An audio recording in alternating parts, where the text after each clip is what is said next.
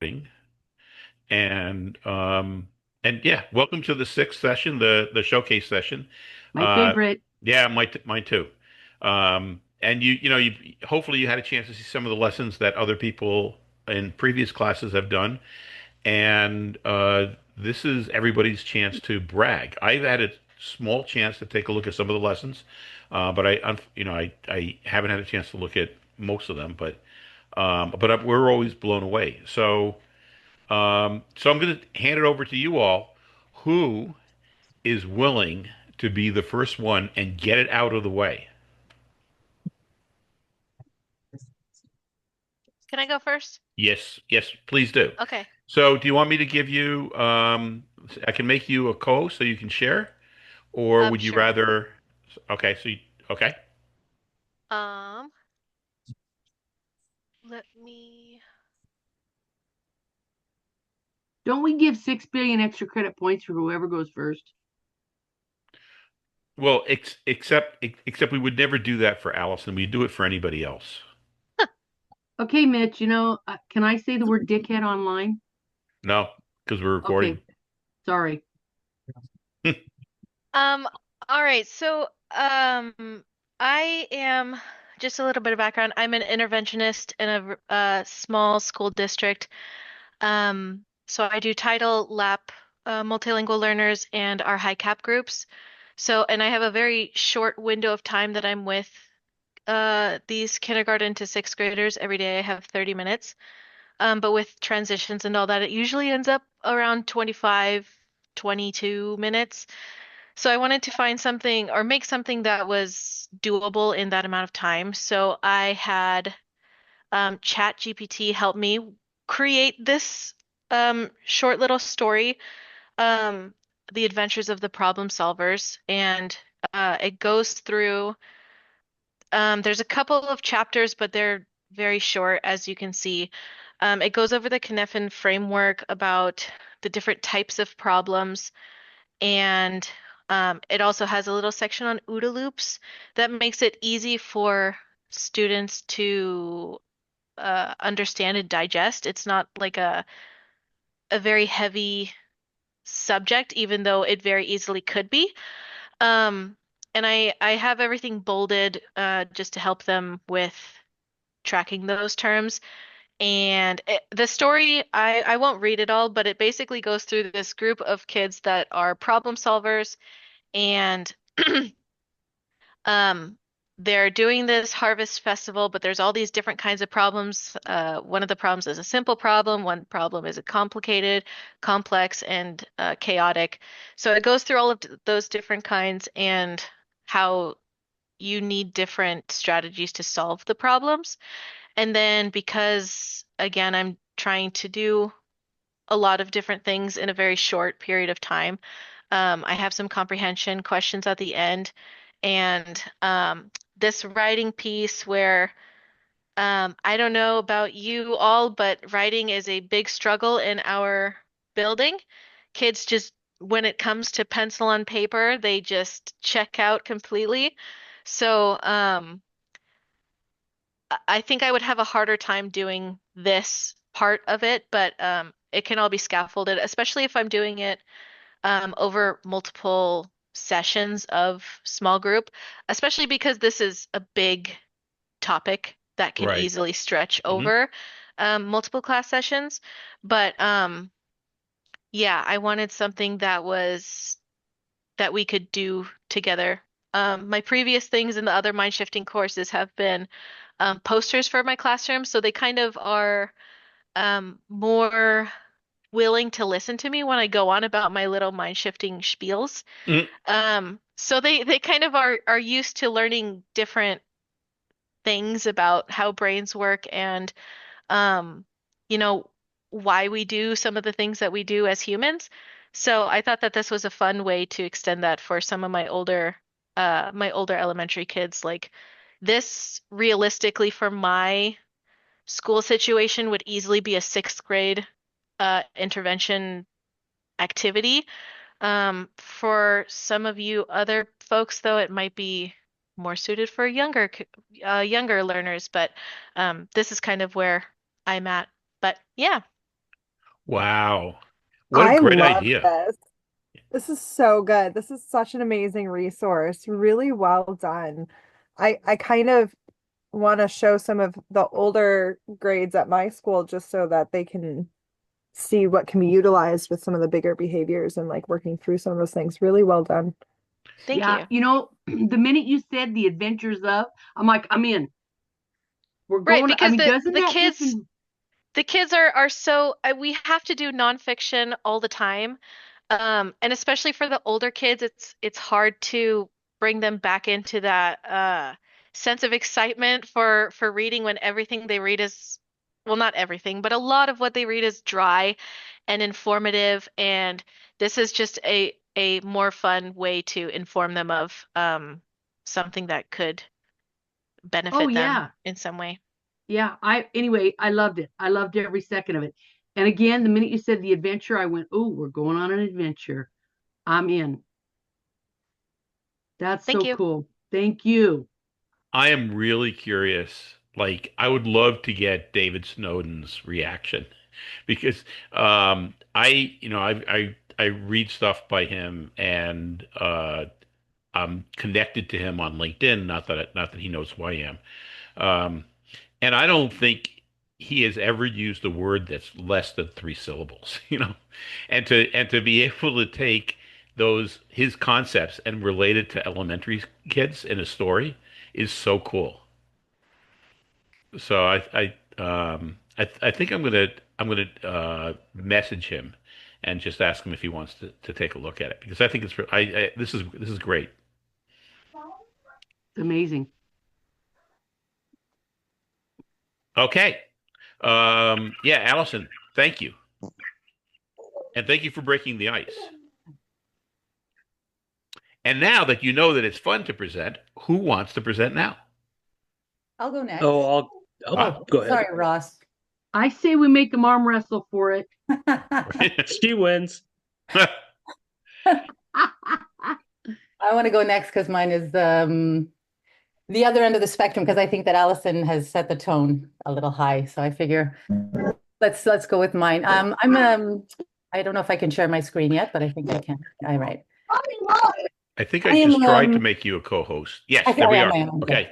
So I've been involved with an organization called To Move Mountains for a number of years now, and I am involved in developing courses for teachers in the Nuba Mountains of Sudan to become teachers. So these are people who have left secondary school, people from backgrounds that are extremely challenging, have had interrupted education, have I think have dealt with mostly chaotic situations in much of their life. And I would love to sit down with them and hear how they problem solve, because it would be very interesting to hear how well, I guess it's mostly like the bear in the woods experiences in many cases for them. So because I'm not teaching young children, and what I did is try to connect what I've been learning to what I've done with the teachers and figuring out that I've been doing the OODA loop, at least the first two O's, Hmm. without really knowing that I was doing the OODA loop. So I'm just going to go through the slides pretty quickly, and because I feel like teacher training is a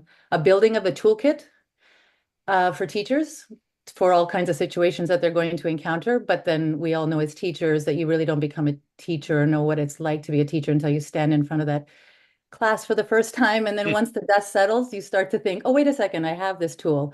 But at first, it just feels all chaotic and you're just acting in the moment. And then you're realizing, well, that didn't work and that didn't work. And eventually it starts to work. So I've just felt like one of the concepts we've used at the teacher training college is that we're building your toolkit, and they do it physically speaking. They get PDFs of things. They make visual aids because this is a place that doesn't have very much access to resources. So it's all about creation and creativity.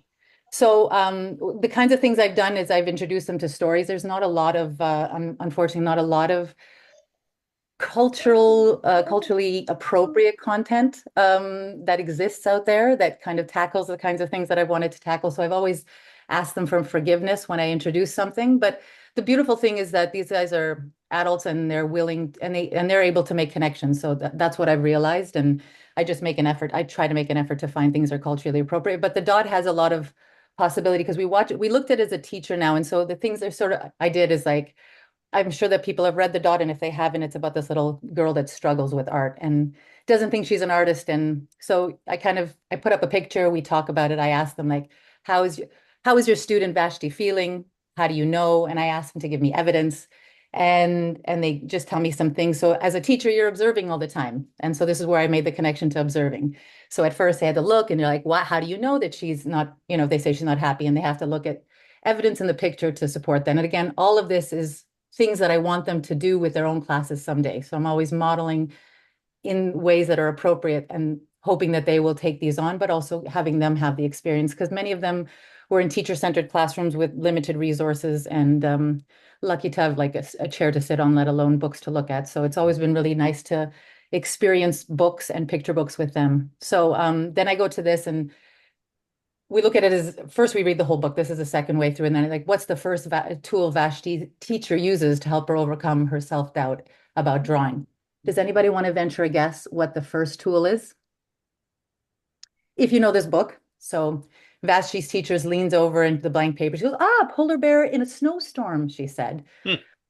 Yeah, exactly. So what she's trying to use, and I'll just go humor. So I just want to explain the picture of the camel in the sandstorm, because they don't have the concept of winter. They didn't get the joke. My colleague who was teaching this said they didn't get the joke. So I said, okay, what we're going to do is we're going to put a picture of a sandstorm and a camel, and then they were able to make the connection. So this is how I try to make things culturally appropriate, because, or maybe I should just write a book that would be more culturally appropriate. So that's the first one. She tries humor. Does it work? They find out that it doesn't, because she just says it's not, that's very funny. And she goes on. And then the teacher gives her back the piece of paper. And I say, what is the teacher doing this time? And this, the student, she says, just make a mark. She's trying to encourage her, thinking if she just gets the pencil and paper, maybe she's going to make something happen. Again, now this is orienting, right? They're trying to get tools you can use if a child shuts down in your classroom. So this is what she does. She does her dot. She doesn't really work because the little girl doesn't put a lot of effort. She doesn't try very much. And then the teacher says, okay, now sign it. And so then the child signs it. What's the third tool she's using to get her to, reduce her self-doubt? Be proud of your work. This is something that you created, even if it's nothing you think very big. And then the next day she goes into class and she sees it, in a frame behind her teacher's desk. And, what is it? And then I ask, what's the teacher trying to achieve? And the teachers come up with, the group of teacher trainees tries to come up with ideas. And then, she said, so she looks at, sorry, I'm going backwards, sorry. And then she says, I can do better than that. Because she sees her work is up on the board. People see it's her name. And then she starts and she goes on this adventure. And then I say, before we continue reading, like, what are some of the different ways a teacher can help encourage a child who's defeated or discouraged? Tools, tools, tools, tools, tools. And again, it's done through a picture book. So that's yet another tool. And then we go through all of the things like humor and patience and presence and encouragement and affirmation, and then celebration and display. So they already are just, I want them always, and we repeat this over and over in the courses. It kind of spirals. And then I do the same with kids. So another thing is I do Trouble for Tanya the turtle. When I worked in an early childhood classroom, I had a turtle who brought a problem to the classroom. And it was, again, building up fluency for problem solving. And I always took Tanya's problems, always mirrored a problem that was happening in the classroom. So for instance, and I'm not going to read this, but she goes into class and she says, I was in line at the grocery store and somebody butted in front of me and I felt so angry and I didn't do anything. And anyway, then the kids all start to give their ideas about how you could have solved this problem. Some say, I say anything, what would you do? And they say, yell, cut in line, push her. And then we talk about which problems could solve it, which are the kinds of, solutions that would solve it, and which are the solutions that would cause more problems. And then we have a discussion around it. And then the last thing is I do stories with young children. Again, always, I just stuck to the orienting. It's the thing that I'm going to take away from this course the most. I won't go through that because I know I'm taking a lot of time.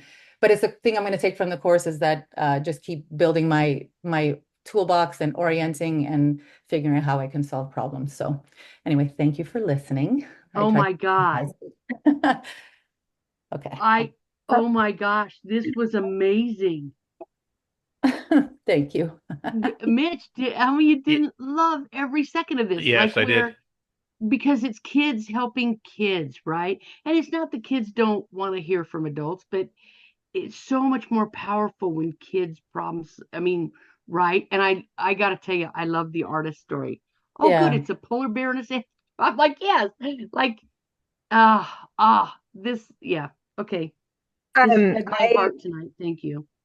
I'm a former Peace Corps volunteer, and Okay. a resource like this is amazing because I know exactly what you're talking about. You're going into a country or into a space where you have no resources or lack of, and the resources that you do have come from a country that has no bearing on where you're at. And what I love about this is that you're using books that deal with things that can go across cultures, right? But what I also think would help is if you got some of the older kids to maybe write books that then Yep. they could share and you could use the same method in it. And that was something that we did a lot when I was in South America was we would get the kids to write about like malaria and the cassava root and things that they were accustomed to that there's no literature around, but they would frame it around a book that we had already read. So, Yeah, yeah. I agree. um, but this is fantastic. Really well done. Thank you. And building up those skills that you can then use the next time you face a situation, and they're part of your toolbox for the orient step, and they become part of the the fast doodle loop is that's a crucial lesson most people don't really think about. And you got the teachers and then the students thinking that way. Yeah. Yep. Thanks for the feedback. It's so that's a happy thing. Yes. And yeah, and it's a happy lesson. So yeah, thank you. Oh, that's wonderful. And I guess Megan was saying that she taught you, it was the dot that you taught, right, Megan?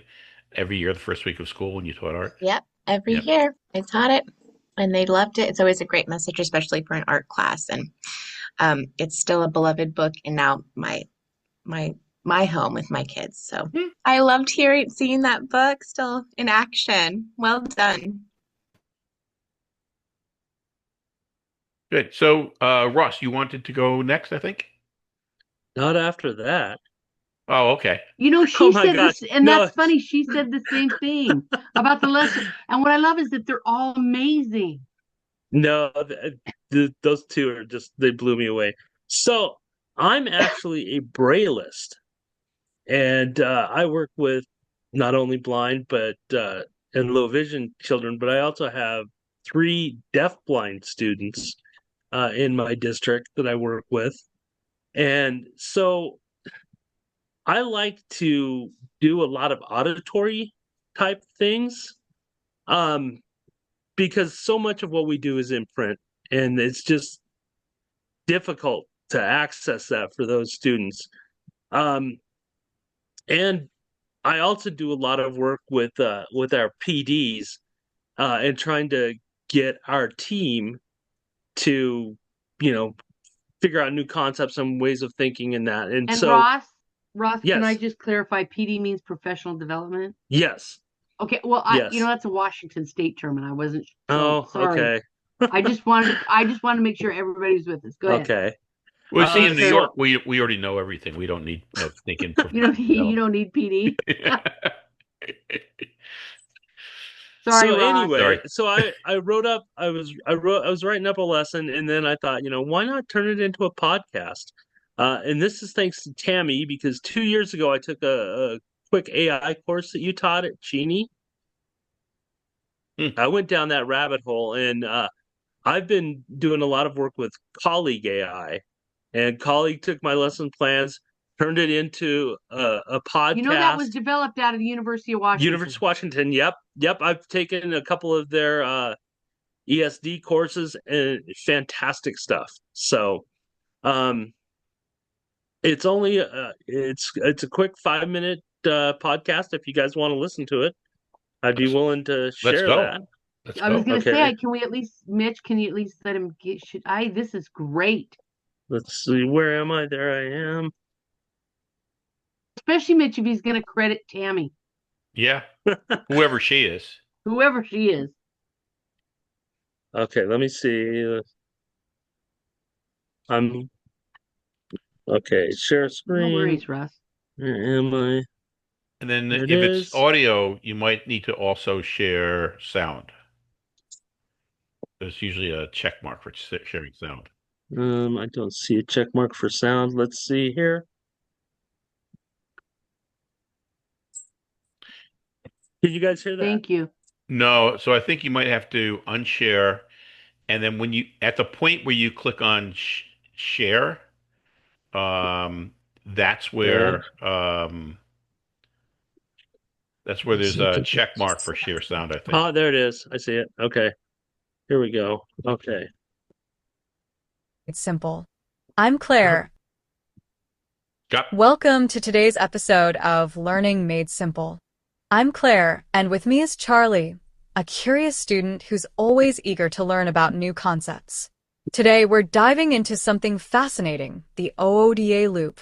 Charlie, have you ever made a quick decision you later regretted? Oh, definitely.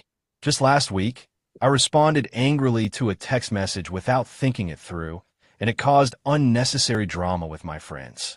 That's a perfect example of why we need better decision-making frameworks. The OODA loop is exactly what we'll be discussing today. It's a powerful tool developed by military strategist John Boyd, but it's incredibly useful in everyday life too. ODA loop? That's an interesting name. What does it stand for? Great question. OODA stands for Observe, Orient, Decide, and Act. Think of it as a mental process we go through when facing any situation that requires a response. Let's break it down, shall we? Yes, please. Starting with observe. What exactly should we be observing? When we observe, we're gathering information through all our senses. Let's use your text message situation as an example. What did you observe before responding? Well, I saw the message, and it made me feel angry immediately. But thinking about it now, I probably missed a lot of context. Exactly. Good observation involves noticing both external factors, like the actual words in the message, and internal factors, like your emotional response. The key is to gather as much information as possible before moving forward. That makes sense. So what's next, Orient? That sounds complicated. Orientation is fascinating. It's about making sense of what you've observed based on your past experiences, cultural background, and current knowledge. It's like having a mental filter that helps you interpret the situation. Oh, I get it. So my text message situation, my orientation might have been affected by previous conflicts or my mood that day.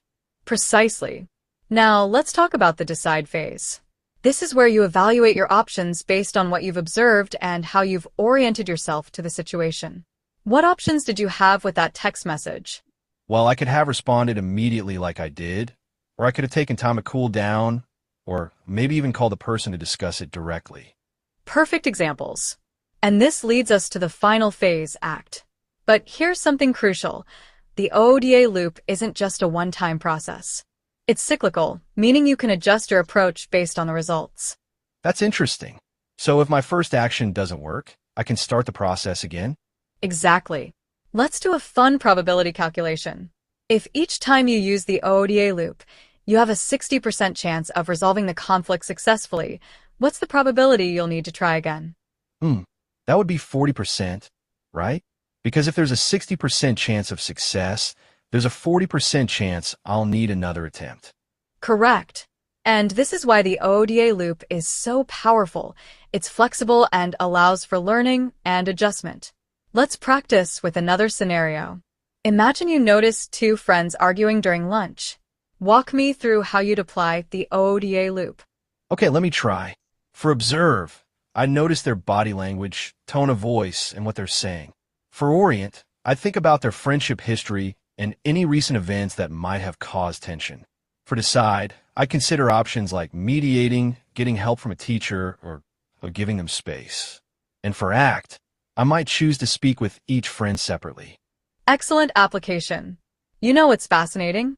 The OODA loop can work in split-second decisions or longer-term planning. It's like having a mental Swiss Army knife for decision-making. This is really helpful. I wish I'd known about this earlier. Do you have any tips for practicing the OODA loop? Absolutely. Start by keeping a decision-making journal. Document situations where you use the OODA loop and track your success rate. If you start with a 75% success rate and improve by 5% each week, you'll reach 90% in just 3 weeks. That's motivating. It's like building a mental muscle, right? Exactly. And remember, the goal isn't perfect decision-making. It's about making more informed, thoughtful choices. Any final questions about the OODA loop? Yes. How can we help others learn this process? That's a great question to end on. The best way is to model it yourself and share your experiences. When others see how it helps you make better decisions, they'll naturally become curious.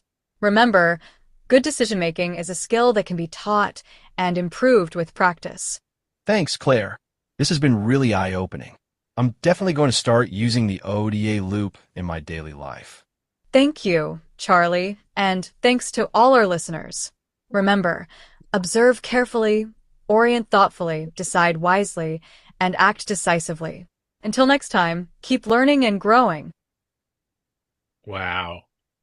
As in big wow. Yeah. So Oh, what was the program that you used to record the podcast? It's Colleague AI, Okay. which is an absolutely free AI to educators, and it's designed by educators for educators. Wow. at the University of Washington. I just want to keep throwing that out, right? They were one of 4 universities that got $10 million to do, and they are rocking it. Her name is Dr. Min Soon. She's amazing. They are rocking it. Okay, Ross. Okay. Oh my gosh. First of all, I'm gonna just say this. It never, and I'm a math teacher. Never ever occurred to me to implement any kind of math with Udaloop. Never.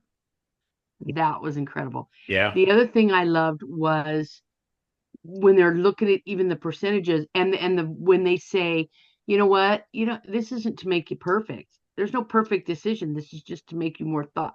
I That was incredible. Thank you. Oh, thank you. Mitch, have you ever thought about using math?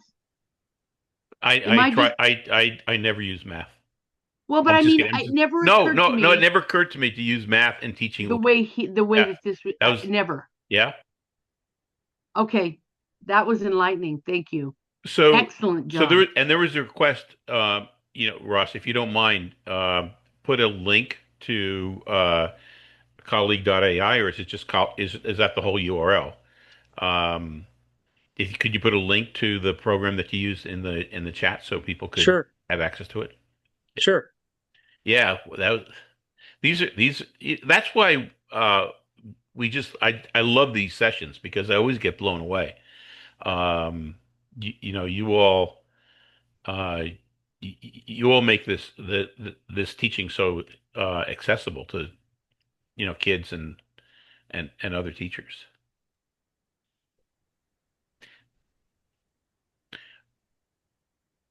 Okay, Hey, Mitch. yes, Um, Leslie. yeah, I don't want to follow that because I am a nurse and not an educator. And mine is super basic, but no, this course has been amazing. And I'm just I stand in awe of teachers in general. My sister's a teacher. I have a lot of educators in my family, and you guys are rock stars. So I stand in awe of all educators, literally all the time. So do I. And educators, as a society, we have to recognize educators for all the you guys are the ones who are bringing up the next generation. Oh, yeah, So for sure. yeah. So, So I thank mean, here's the deal. I was like, a lesson plan? you. Hmm. So basically, I was driving my granddaughter to a doctor's appointment, and she's a big reader. And there's this really cute little book called Stuck. And as she was reading it, she's like, I want to read this to my little brother. And we started spontaneously talking about problem solving. And I'm like, Josie, have you ever heard of an OODA loop? Knowing what the answer would be. Well, you never know. Well, if she said yes, wouldn't it scare you a little more than if she said no? Perhaps. I mean, I Yeah, think I'd have been unnerved a little, but okay, Leslie, sorry, go yeah, ahead. yeah, Grandma. I know it all the time. Let me teach it to you, right? Right. Well, I think that's what I'm like, okay, there's my little thing for the class is presenting because it's really about sharing. And it's not until you share something that you really have to learn it. Right. I mean, that's with anything. I mean, I've taught many Yes, classes sister. as a nurse educator. And you just have to, and then you learn more as you prepare to teach something. and then you learn more from the people that you're teaching. So Hmm. I mean, I'm not a teacher, but I don't know. I don't know what I am. All I am is somebody who works hard to help people. And I have a cute little 7-year-old who's my granddaughter who had this cute little book. And so I put together this basic little OODA loop, and I'll let you share it, Mitch. It's kind of embarrassing because it's. Please don't. And you know what I love, Leslie, is every single person that has shared tonight has said that. That's Well, I don't true. want to That's go true. after that person, and then they rock it. This is exciting. Well, But what it also, is there's so much about. we can take What's from that? some Say that again. not teachers. Say that again. There's so much we can take from somebody in all fields because problem solving doesn't just go and extend to the classroom. It extends to your Oh, job. I my whole have career has so been about much. problem solving. I mean, and the thing about that is that I really thought about that when there would be 4 ORs as a charge nurse that I would run and 60 some odd labor rooms. And I mean, it was a busy place. And And I think you have a wealth of knowledge that many of us don't have access to. And well, be it's like OODA loops. I love putting it makes it, I don't know. I'm embarrassed to say I'd never heard of an OODA loop. I had neither. I had For neither. really? Well, no, yeah. I learned about OODA loops. Probably. Well, so I taught my first class in February of 2018, and I learned about OODA loops probably 6 months before then. It was like as soon as I saw it, it was like, wow, this is so cool. This is the way the brain works, you know. But uh, but until I was putting together that class, I'd never heard of OODA loops. Yeah, and Well, Mitch introduced it to me, and I'm like, I've never heard of that. wow. Well, you And guys make it sound like you've known about it for a long time, and I'm like, oh, wow. I thought I was well read, and I'm like, what's an OODA loop? well, and here's the other thing, Leslie. Can I offer this to you? I Teaching is my second career. I worked for NASA before I became a teacher, Uh-huh. and when I'm teaching kids. One of the electives I built was how to build video games. Um, and I had a little boy once, and he's like, Miss Schrader, I can't figure this out. So we started problem solving it. And the point is, he was shocked I knew how to problem solve a video game because I don't even, but anyway, it doesn't matter. And he said to me, how did you know that? I said, because it doesn't matter what you're doing. Problem solving is problem solving.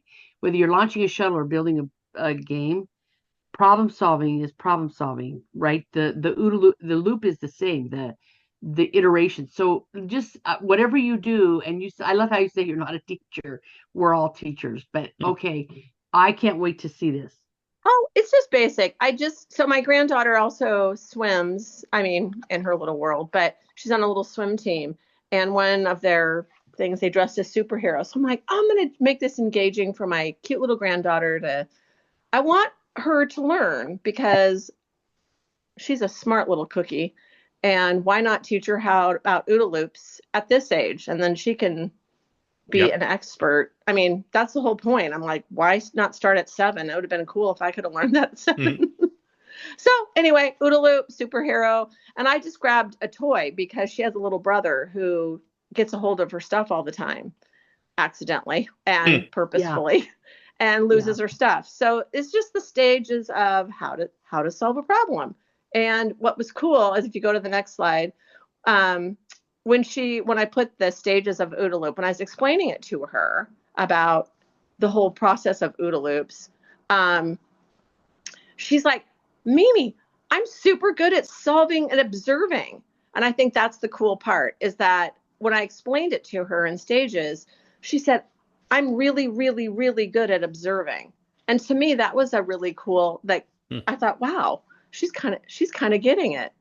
So I just put it into stages, the OODA loop, the observe, orient, decide, act. I explained it to her about what is observe. And she knew what observe was. And she just like, what's orient? I don't know what orient means. And so we talked more about that, about, well, where did the toy go? And so then she actually expanded it more on this little book from Stuck about this little boy trying to get this kite out of the tree. And she expanded on that all on her own. And I thought, holy cow, I love brains on little people. I mean, because I don't teach little people, typically it's adults and it's more about intubating babies and different things like that historically.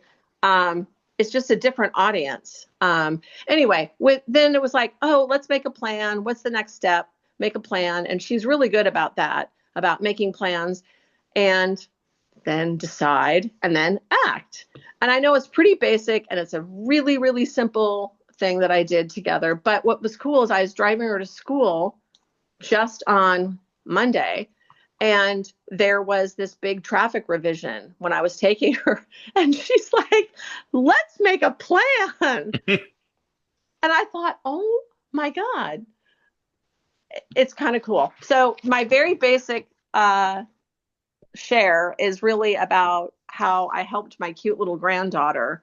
Because I didn't in the slide talk about how you're going to not always have a perfect solution, as you had pointed out, Mitch, about, yeah, just because you have this OODA loop doesn't mean that's going to instantly result in a solution. And what was cool about when we were driving is that the traffic ended up being worse because the plan we made didn't work out well, which took us a longer way, which created more problems. We eventually got her to school on time because we left.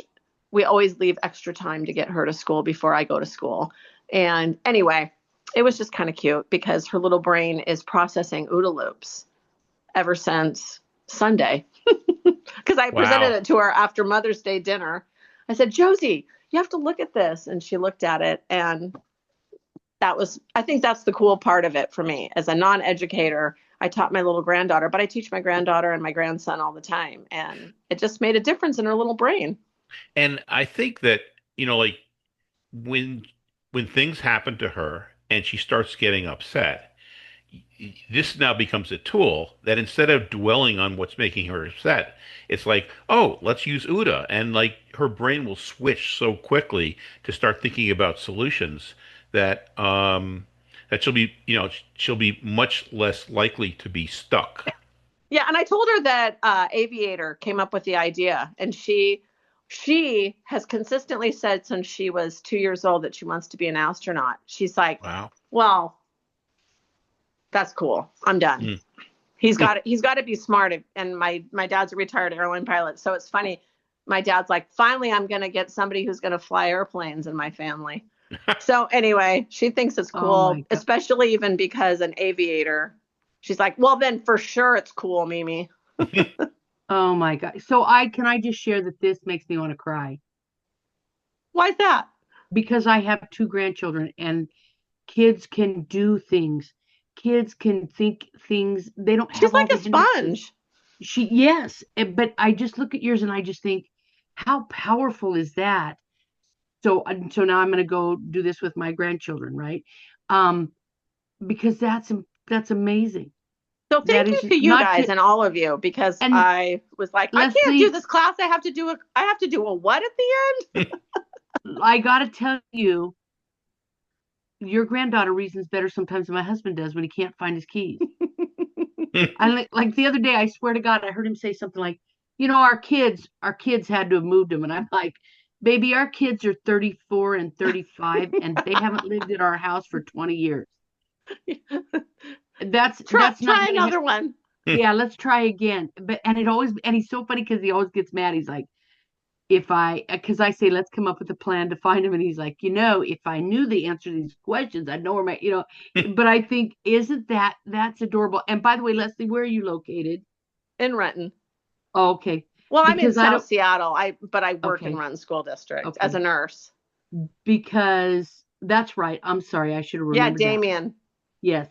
Because I will tell you, Anne McLean, if you've heard of her, she just did a spacewalk. From the city. She's from the city of Spokane, and we're going to do an International Space Station connection with her. So keep in touch with me. Oh, and when we do that, we'll get your granddaughter connected to her. For real? Oh yeah. Oh no. Yes, please. Okay. So keep it. I'm not trying to make you keep in touch with me. I'm just saying. Oh no, that would be great. That is in the works right now. That'd her be mother super lives cool. in Spokane. Anyway, so keep in touch and I'll let you. Okay. Well, I can look up your email on here. Okay. Yeah, thanks. perfect. All right. Thank you so much. I appreciate all of you a lot. And Russ said in the comments, it's really right. It is so difficult to make something complex, simple. So this is elegant. This is like the simple after complex. Really, really well done. You guys are so sweet. Thank you. Yeah. Yeah. Awesome. Okay. Okay, I'll go. Okay, Patty, great. Let me Hi, Patty. Hi. let me make you a co-host. Actually, do you want to just share it and we'll see if I Okay. did the link right? Okay. Um, Patty's got a whiteboard in her background. Yeah. That's kind of cool, Patty. okay, so it looks like we're here if I got the right one. Okay, so can people see this? Yeah, that's it. Good. I'm glad the link worked this time. And should I make this Um, larger or can people see it like this? I can see it, but making Okay. it larger never hurts.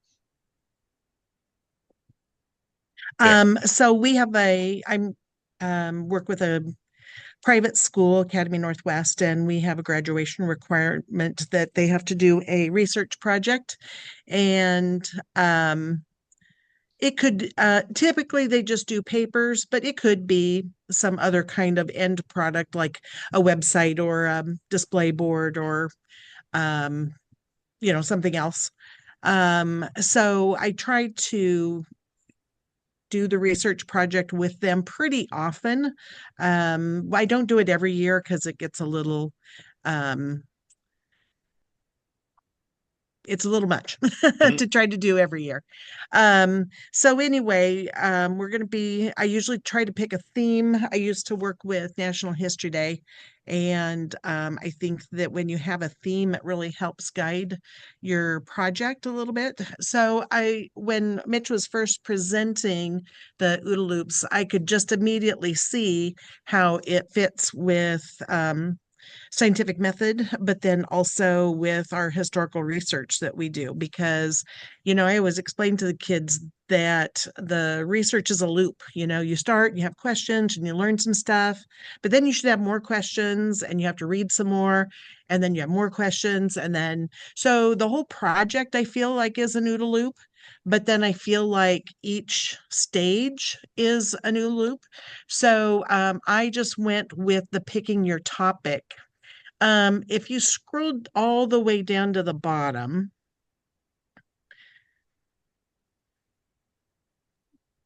All the way down.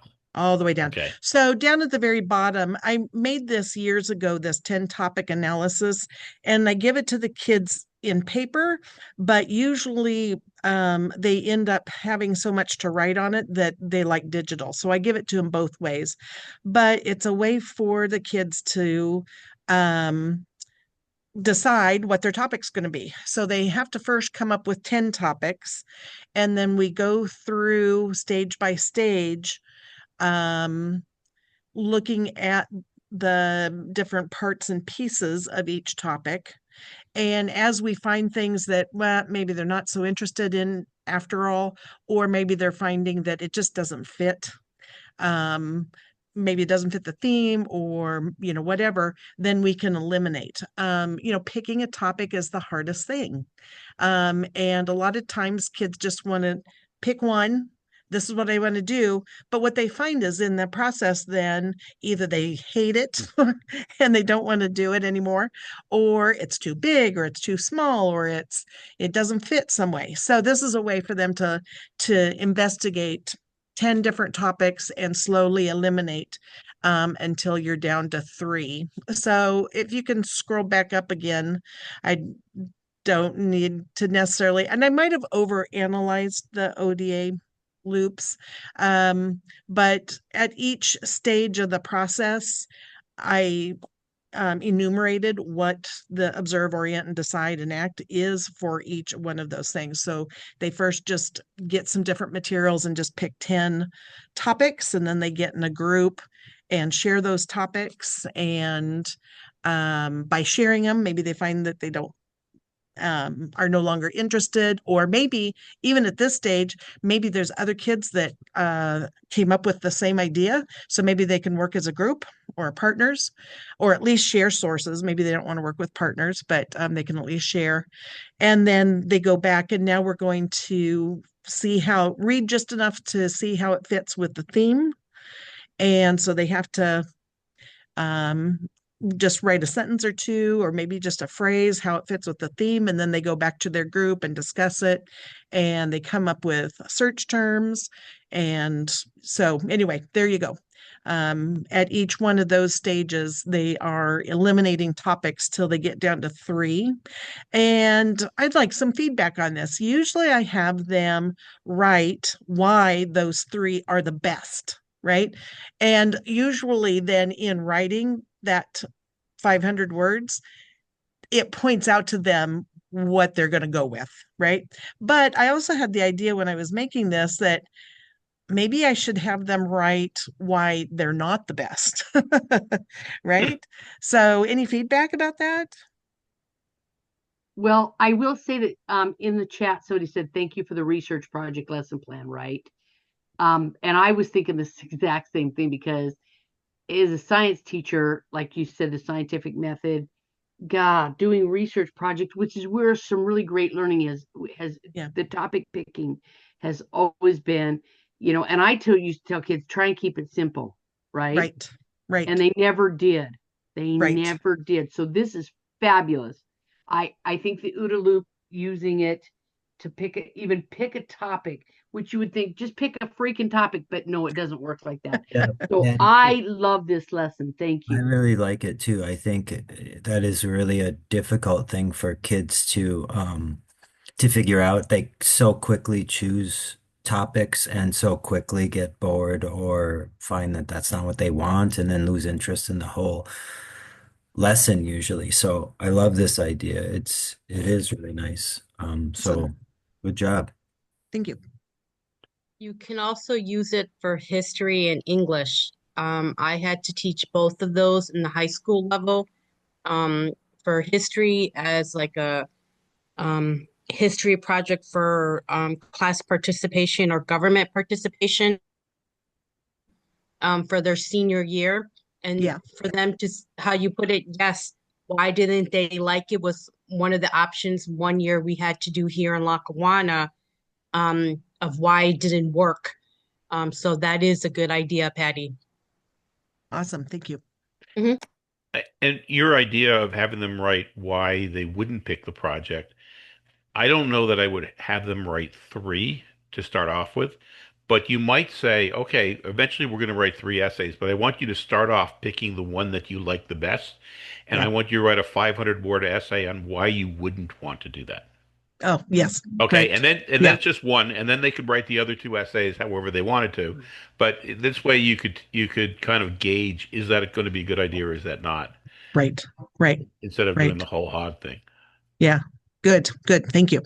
And it's like, not only are you picking something that's difficult for them to make decisions where they really do need to iterate, and you're having them use the OODA loop for that, but then once they've done it for picking the topic, they've now learned the methodology of OODA loops, and they can use it.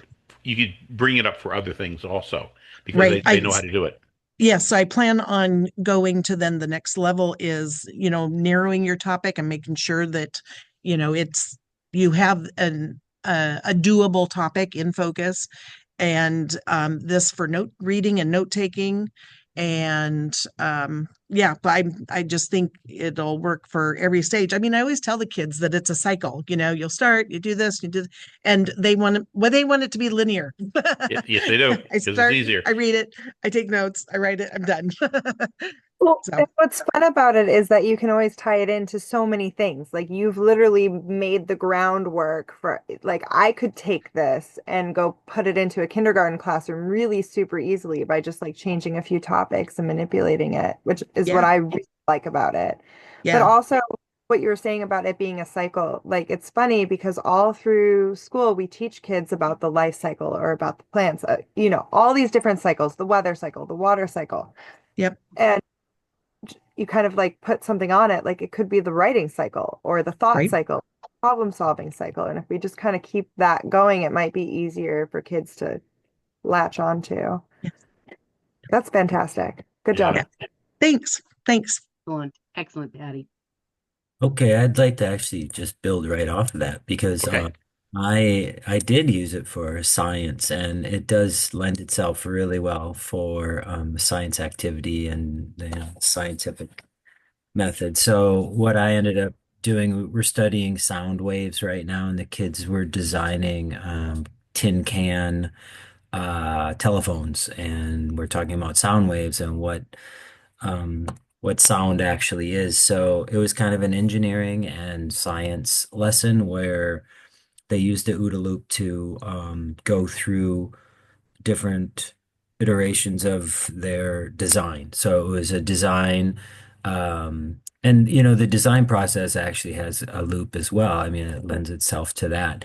And Hmm. I would bring that in as well because I usually teach the design method, the loop that usually goes with that. I actually picked up from a PBS show, Design Squad, which was a great program. Hmm. Oh Anyway, my God. I know, wasn't it Sorry. great? It is a wonderful program. It really Um, was. Sorry. Go ahead. yeah, we watch it all the time. So we talk about that loop, and it's really difficult. It's kind of like writing for kids. They write it once and think it's done. So when Hmm. they're design, they typically design something and think it's done. So it's a really difficult process. So the OODA loop really lends itself because teaching that again and again with them, I think opens it's another resource to use to open that up to them. The idea that they continually have to adapt to something that might not work the first time or second time or third time and keep coming up with different iterations. So So do yeah. you want to share your screen or do you want me to? Let me actually if you could, that would be helpful just because I wasn't really prepared. I listened to Patty and I just jumped in there. So I could try to. I have it. I Yeah, that'd be great. It's just a lesson plan. I have a no, that's not it. It's not it. Did I get the wrong one? You got the wrong I'm one. Oops, Mine sorry. is just a Google document. This is Okay. Tony's. Yeah. Oh, sorry. I Anthony thought Seidel. so Another who's one. talking then? This is I thought Anthony Seidel. An- oh, okay, that's what Anthony Yeah. Settle. So I thought Sound Waves Engineering, right? Yeah. That's what Is I that thought what I came up? Oh, no, Yeah, no, yeah. good. Okay. Okay. My cursor must have been in the wrong place. Yeah. It's just a Um, lesson plan. Points out it's a typical lesson plan template that I use for designing my lessons. So it just mhm, educational standards, the objectives, materials needed, that sort of thing. But mhm. and then a brief description of what I would do. Yeah.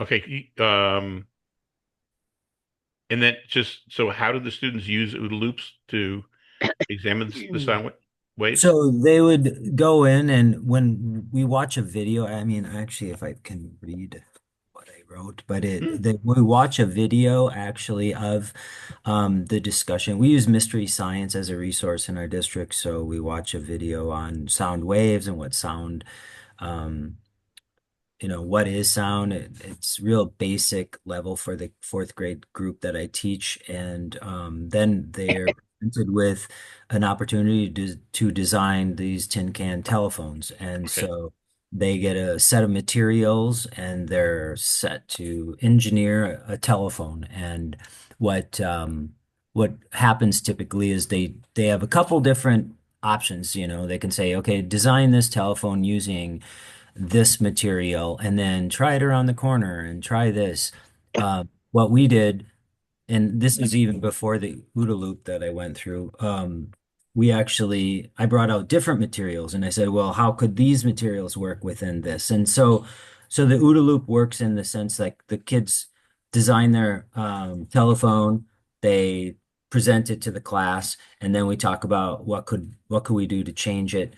We make changes to it, so it's kind of like the they're looking at it and deciding what can we change about that and what's the outcome, and then Mhm. let's change it again. And so yeah, that's Yeah, it gets the kids ready so that when the first thing doesn't work or doesn't work as well as they want it to, then rather than judging that as failure, they're already prepared that they're just doing something in order to get information so that they can take that information and come up with something better.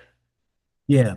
And so a couple of the kids this year before, like I say, before the OODA loop, when we had the different materials, found that one particular material worked much better for Hmm. transmitting vibration than the other, but some of the kids didn't go with that to start. And if they didn't have that opportunity to change their idea, they would have, they would have just thought, well, this doesn't work. But Right. Wonderful. Yeah, great, great idea. And it is very similar to the design engineering or the scientific method. So, yeah, thank you. Good. Next person. I'll go. Okay. Uh, all right. So I'm trying to find you on the list here. Talk a little bit more so I can see. Oh, there you are. Okay. I can No, share because my screen too. yeah, no, because when you talk, I can see the microphone moving. Oh, Okay, and so that's how I can quickly find out where you are. oh, gotcha. Okay, good.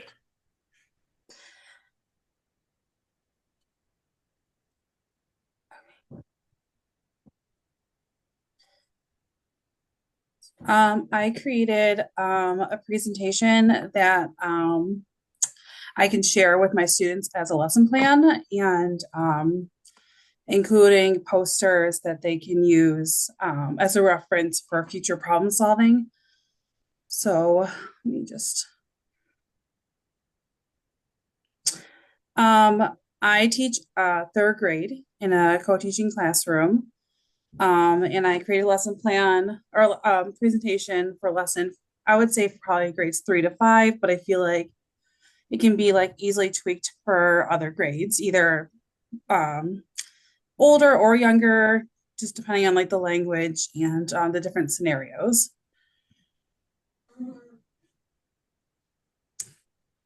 So it kind of just starts off like talking about like what like our goals are for today's lesson, and how they're going to be learning some of the OODA loop strategy for problem solving and applying it to different scenarios.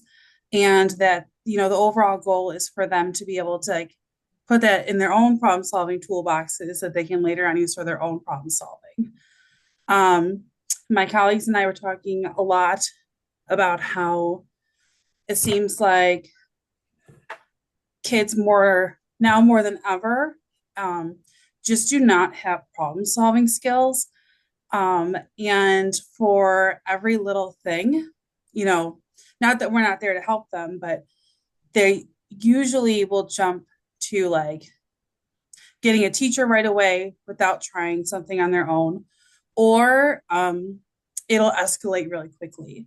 So we're trying to like, give them some different problem solving strategies that they can hopefully apply in their own situations. So we kind of talk about like the beginning of the lesson. I think that this would be the best in like a circle setup, like on the rug, um, and like having this presentation, but it really can be however like you would want to use it.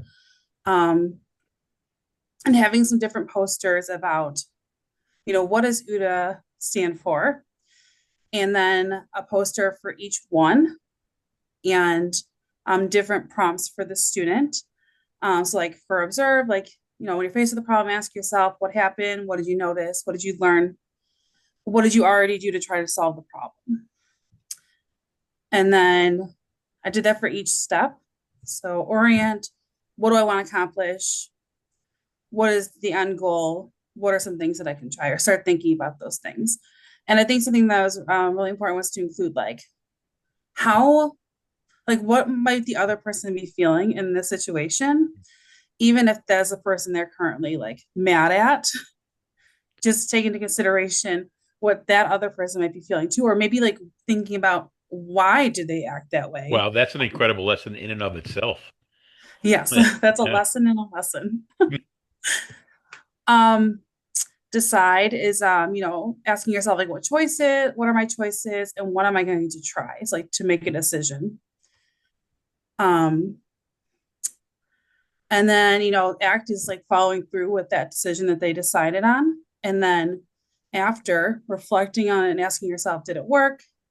And if it didn't, that's okay. Like, let's go back to step one and let's try again. I think that's really important too. It's just like, I feel like they'll try one thing, it won't work, and they'll be like, I give up. Like, and that'll be the end of it. But I think going back to step one is so important, and then failing is so important. So I thought that was kind of important to include in like a class poster. So then I included a like scenarios. So I think this would be really good in like a fishbowl setting where I present a scenario and maybe I pick like one or two helpers and they help me work through the scenario while the other kids are observers and even they can even offer recommendations as well. So I like kind of just picked problems that are very similar to ones that they go through quite often. So they might be very familiar to them. So like the first one is like, oh, you and Susie decide that you want to play a game together at recess later. When it's time for recess, so Susie is playing a game with Annie. When you ask to join, they tell you no because they already started the game and they don't want to start from the beginning. So like you're feeling frustrated, and you don't know what to do. And then it's like, let's try using the OODA loop strategy. And then I kind of, all the prompts again, I included like, this could be on paper if they wanted to write down their responses, or it can be conversation. I just wanted to give them the option to do both. Sometimes just really taking the time to write it out. I think sometimes they're a little bit more reflective, but for other kids, I think it'd be really frustrating. So just to give them that choice. So these are all the same and just going through that scenario together while kind of like just role playing with another student through those different decisions that we made as a class. And then I decided to create another scenario where they have to try it with a partner. And so I create another scenario that's probably very similar. It's similar to what my students go through quite often. And just going through those different steps together. So making sure that I have posters for them and maybe even handouts. So like this one is about how they're lining up for gym. Somebody cuts them and says something unkind to them. And the gym teacher's at the front of the line, getting the class ready, and your teacher is about to pick you up. I can't tell you how many times I pick my kids up in specials and there's a problem. Or from lunch and there's a problem. So I feel like this is really a good one for my class. So just giving them a scenario and then having them go off on their own and play it out and me kind of just, circulate and see how they're doing with their partner. And then coming back as a class to talk about like some things that they tried and some different, like what went well and things like that. And then I kind of just concluded my lesson with just like, just what are some different like takeaways that they have from the lesson. So I think that would just be a really nice way to introduce OODA loops and just trying to make it really like personable to them with scenarios that are very relatable. Yeah, I think so. And having them think about the reactions from the other people, and also having them think about what the result is that they want. Because very often, it's just it's a survival mode reaction, like this happened, and so I have to do this, rather than thinking, well, what I really want is so and so. I love the way you folded that in. Thank you. Sorry, I'm muted.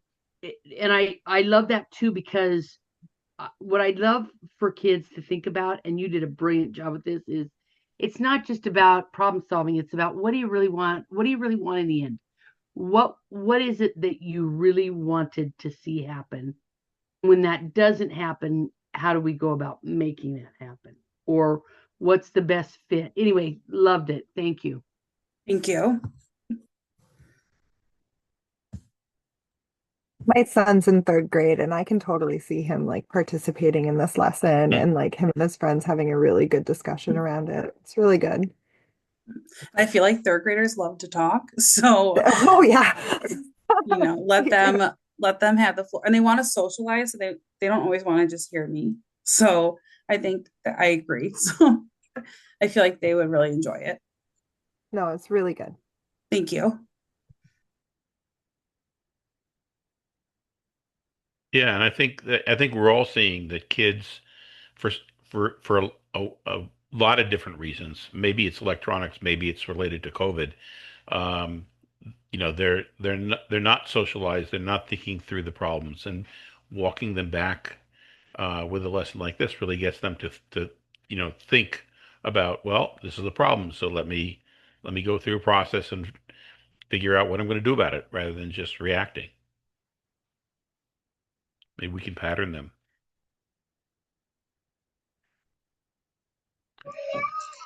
Okay, Good. I can jump in next, Okay, good. if that's okay, for Megan. Yep. And And I let can me, share. yep, I'm going to make you co-host. And there you go. All right, I'm up. Yep, you should be, hopefully. Can you see it?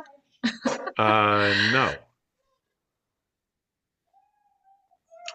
If you're not Megan, could you please mute yourself? I'm hearing dogs, and this isn't a blame shame. It's part of. It's my Thank you. 2-year-old. It's if Oh, yay. Okay, that makes sense. Thank you. I so just was like, I because I'm just gave leaning her a in new to hear. activity.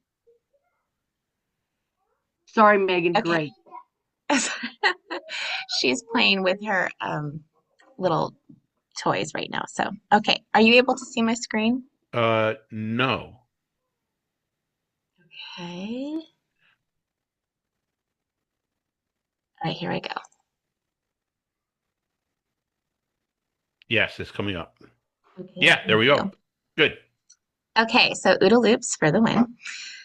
So I have a 2-year-old and a 5-year-old at home, and we live in the Pacific Northwest, and the weather here changes a lot.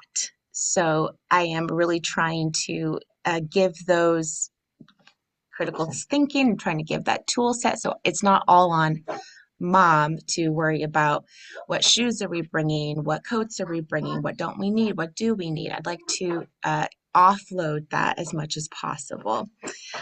Because I'm staying at home right now with a 2 and 5-year-old. I'll jump back into the classroom, but so this is really helpful for me right now. So I thought I would make this work for me. So I first want to start by, this could be projected like in the classroom. That's kind of how I was thinking of transitioning that into a classroom setting, and just saying, all right, everyone, let's go for a walk around the block or the playground, and have it be a very as short as possible, knowing that they might be uncomfortable. But as my therapist says, we only grow through suffering. So having them have some sort of being uncomfortable is kind of the idea. And there might be could probably be pushback from parents, but maybe giving them a heads up that that might be happening would be helpful. So I say, grab anything you want. All right, let's go. So I'm not jumping in. I'm not saying really anything. And we're going to go for a short little walk. When we come back, we say, how did it go? And they get to talk with their neighbors or return and talk. And then we ask these questions. So with your partner, talk about, were you too cold? Were you too hot? Did your feet get wet? Was there something that you brought that that wasn't helpful to have, or something that would have been helpful to have? And then the last question, like, what would have made you more comfortable? So getting them to starting that loop going. And then I would talk about this. I try to find the simplest, thinking that this is my daughter's starting kindergarten, so I was trying to keep it as simple as possible. So the observe, orient, decide, and act loop, talk about that. And then, let me try to move. Oops, that's not what I wanted. I was trying to, no. Okay, there we go. Okay, so we would observe. So what was the weather like? Was it raining? Was it snowing? And then we asked the next question, what was the temperature like? Were you too hot? Were you too cold? And what did you wear? Was there a problem? Let's kind of gather that information. And what did you bring? Did you have what you needed? So kind of talking about that wants versus needs. Like, I am sure they're going to want to bring a tiara, but was that helpful? What shoes did you wear? Was there a problem with the shoes that you wear? We're in a real high heels stage right now. And were you comfortable or uncomfortable? So getting them to make those observations themselves and then orient. Let's understand what we gathered, the information that we gathered. So talking about what was happening with the weather. We learned that what did we learn? So together we learned that it was raining out, but it wasn't very cold. So what did we learn about clothing? We learned that what we wore mattered. We observed that the students that wore rain jackets did not get as wet as those that did not wear the rain, or that did not have a rain jacket. And the rain boots too were quite helpful. And what then items brought a want versus a need. So we observed that students that brought an umbrella, that was a good idea. And bringing the stuffed animal was nice to have, but not helpful and hard to carry the whole time. And then the last question is just gathering, how do we understand what made us comfortable? Were you comfortable or uncomfortable? And we observed that the students who wore rain jackets and boots and brought an umbrella were more comfortable than the others who did not. And also you could, if you're doing this in a whole group, you might want to plant a few, have a couple of moles that are that you can maybe give them a quick rain boots and umbrella too. So this would work the best. And then they decide. I'm trying to use the same graphic so they can have that association. And what will make the walk better? So they're asking these questions again, and they're deciding what's happening with the weather. They're deciding what's the best thing to wear. They're thinking about what are the best things to bring, and just overall assessing what would make them more comfortable. And then they act. So this is where let's go on another walk, and along the way, let's monitor what's happening. Then this is when that loop starts again. And I thought that was really important to incorporate that it truly is a loop. So they're able to gather information a second time about any improvements that were needed and what improvements helped. So again, just circling back about talking about the weather, the temperature, what they wore, what they brought, the shoes, and how comfortable or uncomfortable they are. And then they make a plan for the future. There again, when we grow through suffering. So if you were miserable during the first walk, it wasn't for nothing. Think about staying comfortable in the future. And then we talked about wants versus needs. Many of you wanted to bring a toy or stuffy, but did you need them? What would have been more helpful to have? And then what's your plan for future walks? So getting them to use that OODA loop to really think about what they need to be having with them. And then they get to make that plan, share that plan with another neighbor so they also get a chance to talk. And then we go over the key principles again. And I was trying to put this in most age appropriate wording, but probably be a little better. Thank you. So happy looping.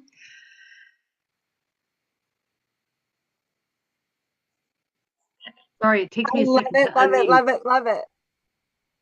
So You know, good. Yeah. It's as Okay. a kindergarten teacher, I really liked yeah. your last example there with like using the toy.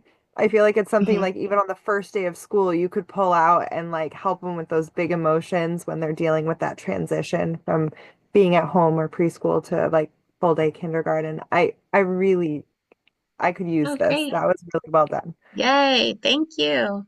You know what I loved was the practicality of everything. It was lovely.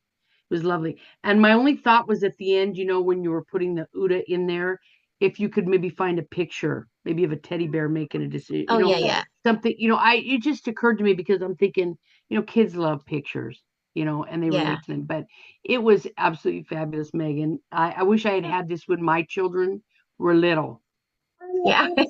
right? Yes. Yeah. No, I don't It, need shoes, Mom. yeah. Okay. We're in the real glittery high heels and tutus and fairy wings, which is so great and cute, but it's so hard when it's raining and it Yeah. starts to rain in a moment's notice. So, Yeah. yeah. So fun. And I was going to say, let's see the little one. This is one of them. Hey, And what is her name? this is Ellis. Hi. Ellis. Hey, Hi. Ellis. Hi, This is the beautiful. witching hour. It I'm is solo for me parenting too. right now. So, Thanks, Megan, yeah. for sharing. Yeah. Mitch, do you want Thank the last you. word?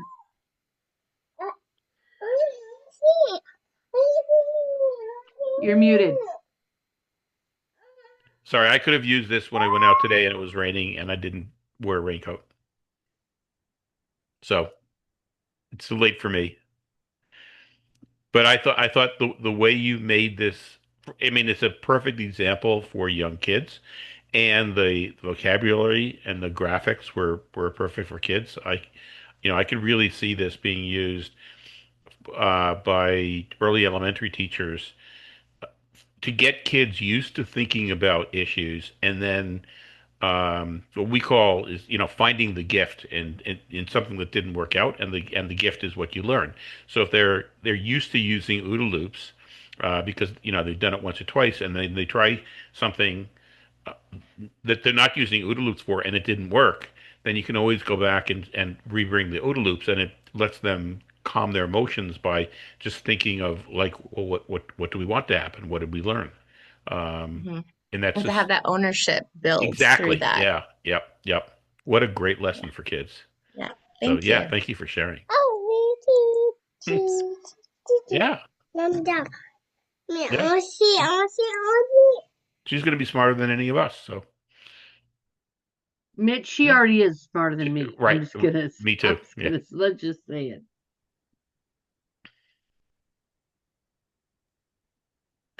I can go next. Okay, Cerise.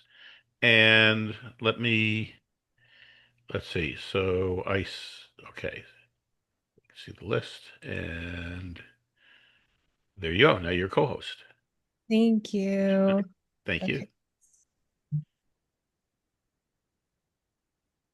Okay, are you able to see my screen?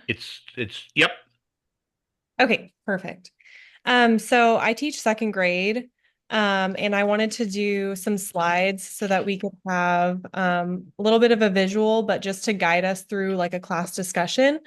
And this kind of went perfectly with our SEL curriculum because we use Second Step and it touches a lot on problem solving. And I know it's not just my class right now, that they're all fighting like brothers and sisters just because they've been together for this entire year and now everything is a big problem between them. They're causing all those arguments that they're having are turning into big problems for them, even though they're like little things. So I thought that this would be perfect to add into our SEL times of the day. So the first slide is just problem solving with the OODA loop. And then um, I changed I kind of made it so that they would understand the OODA loop steps a little bit better just because some of the vocab was a little more advanced.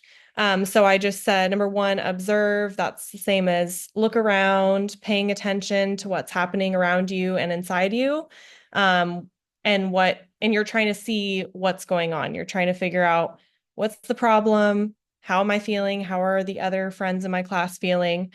And then I just added like a little turn and talk prompt at the bottom so I could have us think about it together and then have them turn to a partner and talk about one problem that they've had at recess, just because I know that that's where a lot of the problems arise. And then the next step is orient. And I just am explaining that that means to think about it. So next you think about what you saw or felt and you try to understand it and look at it in different ways.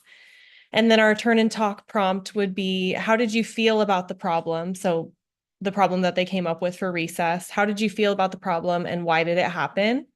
And then we would share out as a class. And then the third step is decide, make a choice. After thinking, you decide what you want to do and you pick the best idea based on what's happening. And then our turn and talk would be, what is one good solution to try to solve this problem? And this also goes really well with our SEL curriculum because it walks them through a bunch of problem solving steps. So this actually ties in really well. So I'm glad that I learned this OODA loop so I can kind of include that into our SEL lessons. And then after that, it's the last step, which is act. So do it.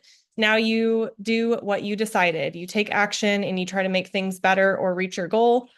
And then the students would turn and talk. What is the first thing you would do when you try the solution? And then to end the whole discussion, we would just say, what if my solution does not work? And then you would go back to step one and you would try it all over again.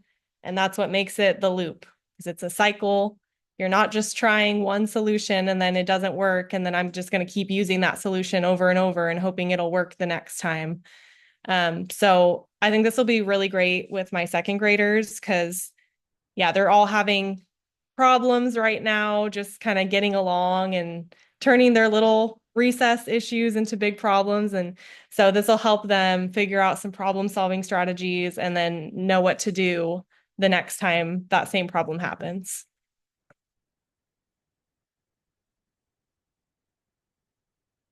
You're muted. I'm sorry, I did it again. No worries.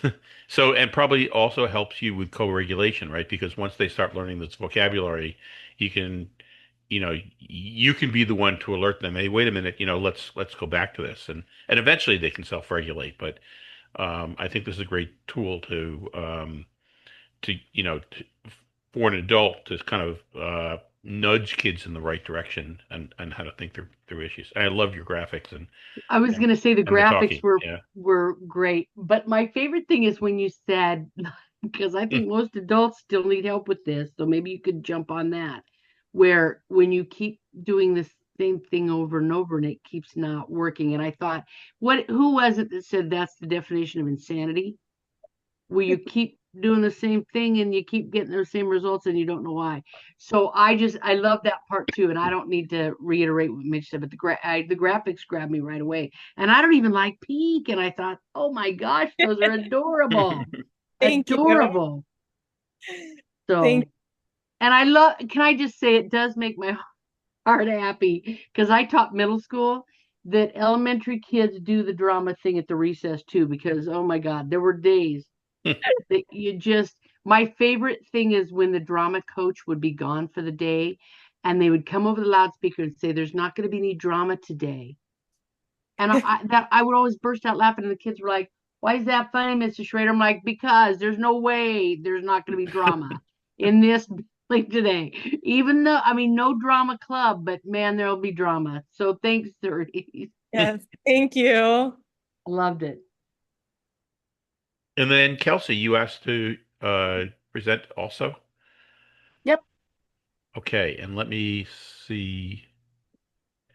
There you are. And I'll make you co-host. There you are. Okay.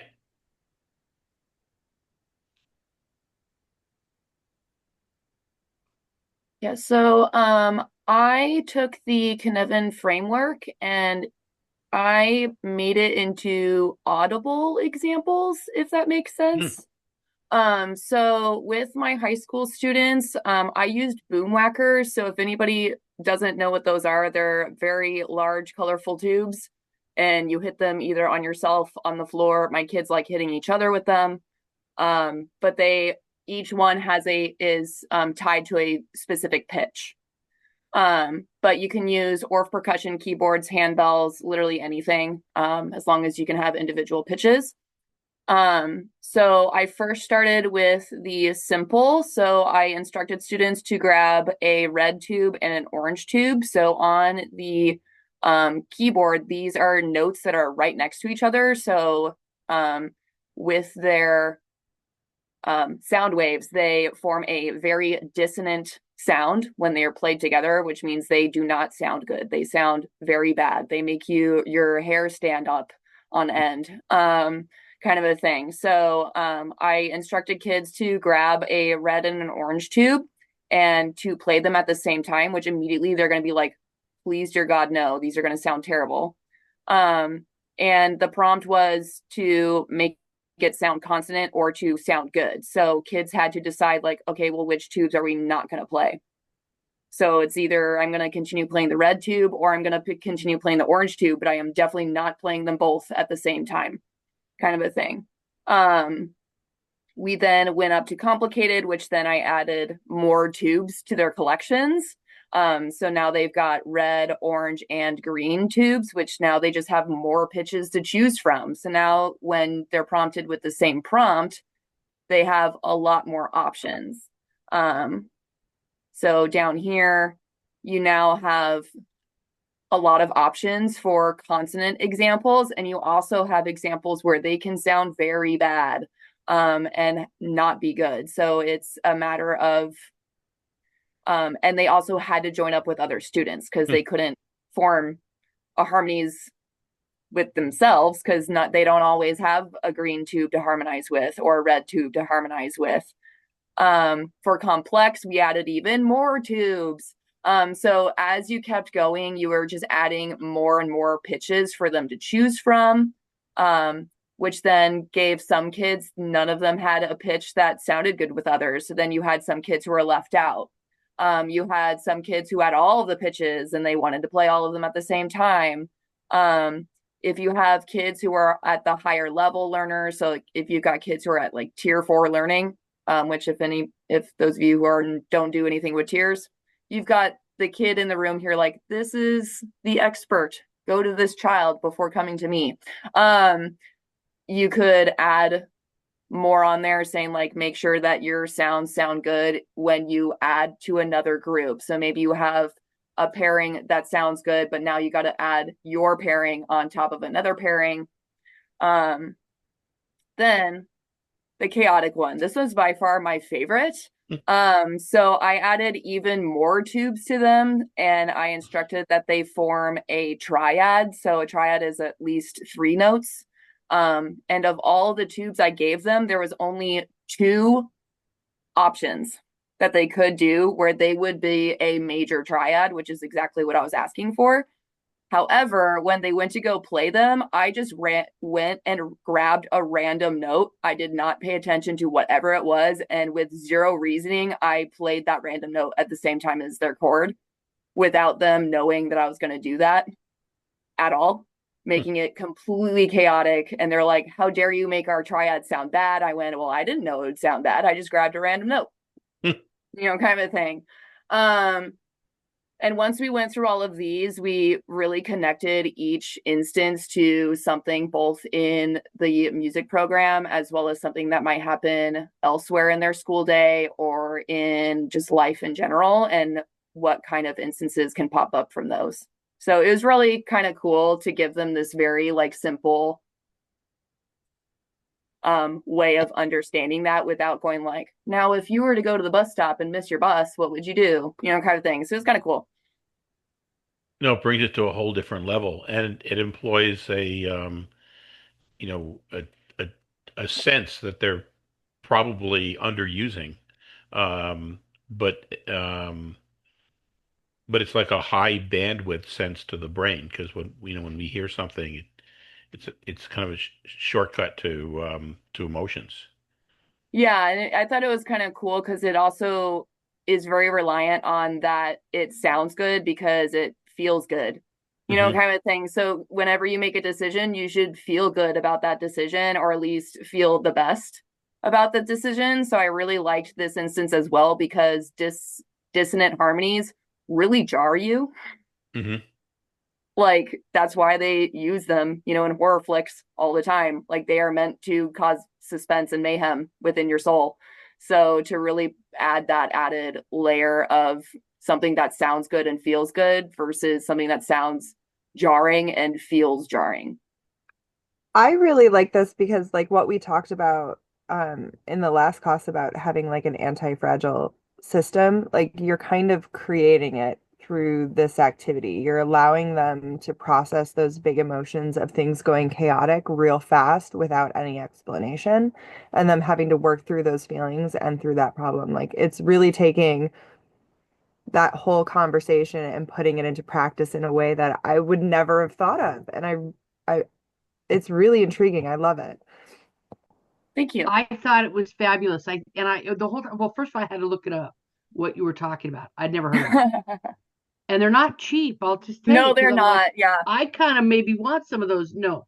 But the other thing, I just thought, you know what? Maybe if I'd have done music in this way, I would have understood, and been more musically inclined. But what I loved about what you did, which I love the whole thing, and I love that you're using sound because Mhm. you're absolutely right. When we hear sounds we know. And I don't know that we can explain it, but we certainly know. But this is what I loved about it too, is that you then connected it to what happens when XYZ, right? Yeah. What happened, right? I mean, because I love throwing in that extra note, you know. I just well done, because Thank you. life throws us, doesn't it? Yes, Although, thank you can very I much. share with you, I got on an elevator the other day and these two women get on and they're younger than I am, but they're like, I'm just so worried. What do I do if we get a ticket or they tow my car? And they're going on, and I look over at them. I said, well, then you'll just problem solve that. People are natural born problem solvers. And the lady, I don't know these people, it was just so, you just solve the problem, right? If they ticket you, you either pay it. If they tow you, they'll tell you how to find your car. It's not like it went into outer space. You'll know. But anyway, your lesson reminded me of that. Like, right. So here's some dissonance in sound, and this is how you would. But anyway, excellent job. Thank you. Yeah, I loved it. I did too. This is why I like sharing, because I'll take everything we heard today, and I will go apply it at some point. It's just, thank you for Yeah, sharing, because it's lovely. Can I go next? sure. Okay. Jasmine, let me make you co-host. I'm not the most tech savvy, so I'm going to try and figure out how to do this. Jasmine, dear, I once spent 45 minutes hooking up a dock camera with 2 cords. And the kids were like, the students, 7th graders, like, Mrs. Schrader, can we just do this for you because it's painful to watch you? And I said, I am 40 years old. I'm doing it. And I got a standing ovation 45 minutes later when it worked. So Jasmine, you don't worry about that. You're amazing. You go get it. So, and I can't find it on the spreadsheet. I didn't turn anything in. Ah, okay. Okay. Yeah. So I don't know if I did this right. Honestly, I kind of just did it. It's perfect and right, Jasmine. Okay, well, if it's not, it's fine. If I need to add more to it, it's fine. It's perfect. It's fabulous. I imagine, yeah, if I need to add more to it or if I did it wrong, let me know and I can fix it.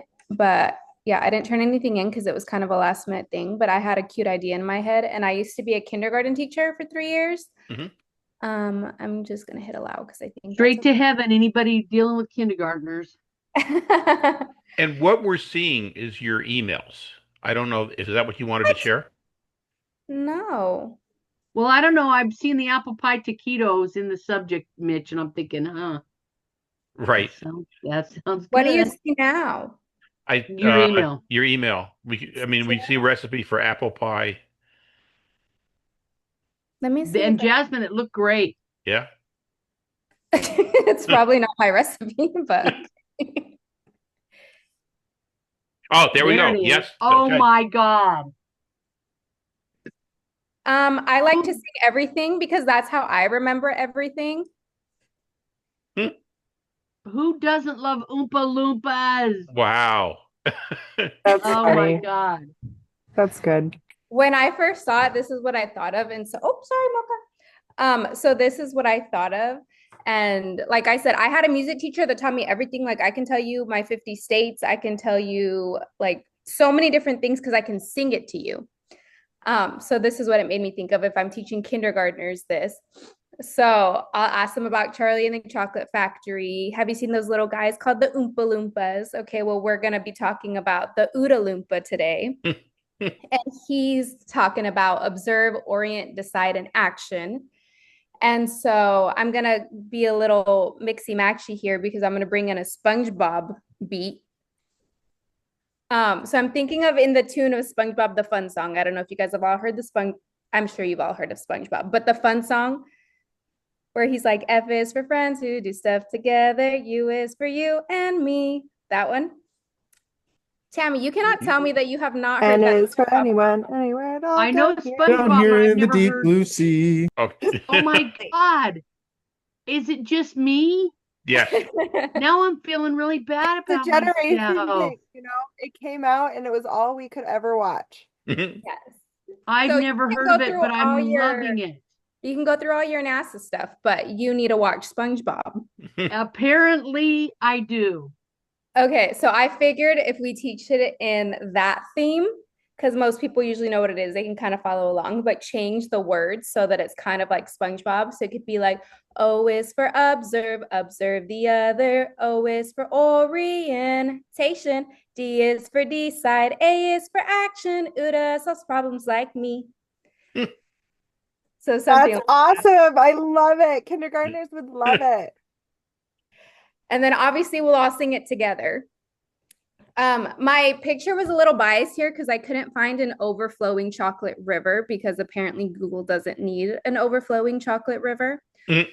But so I would tell them, all right, let's pretend we're in Charlie's Chocolate Factory. I'm assuming they've all watched Charlie and the Chocolate Factory, but I don't know. But so This one I observing, know. so we're observing the factory and we realize that the chocolate river is overflowing. Oh my gosh, excess chocolate. Would not be a problem in my book, but in the chocolate factory, it would be a huge problem. So I'm having them observe what's going on. Okay, chocolate's overflowing everywhere. I try to find one without a guy drowning because I don't want them to think that they're going to drown in chocolate. But that was all that I could find.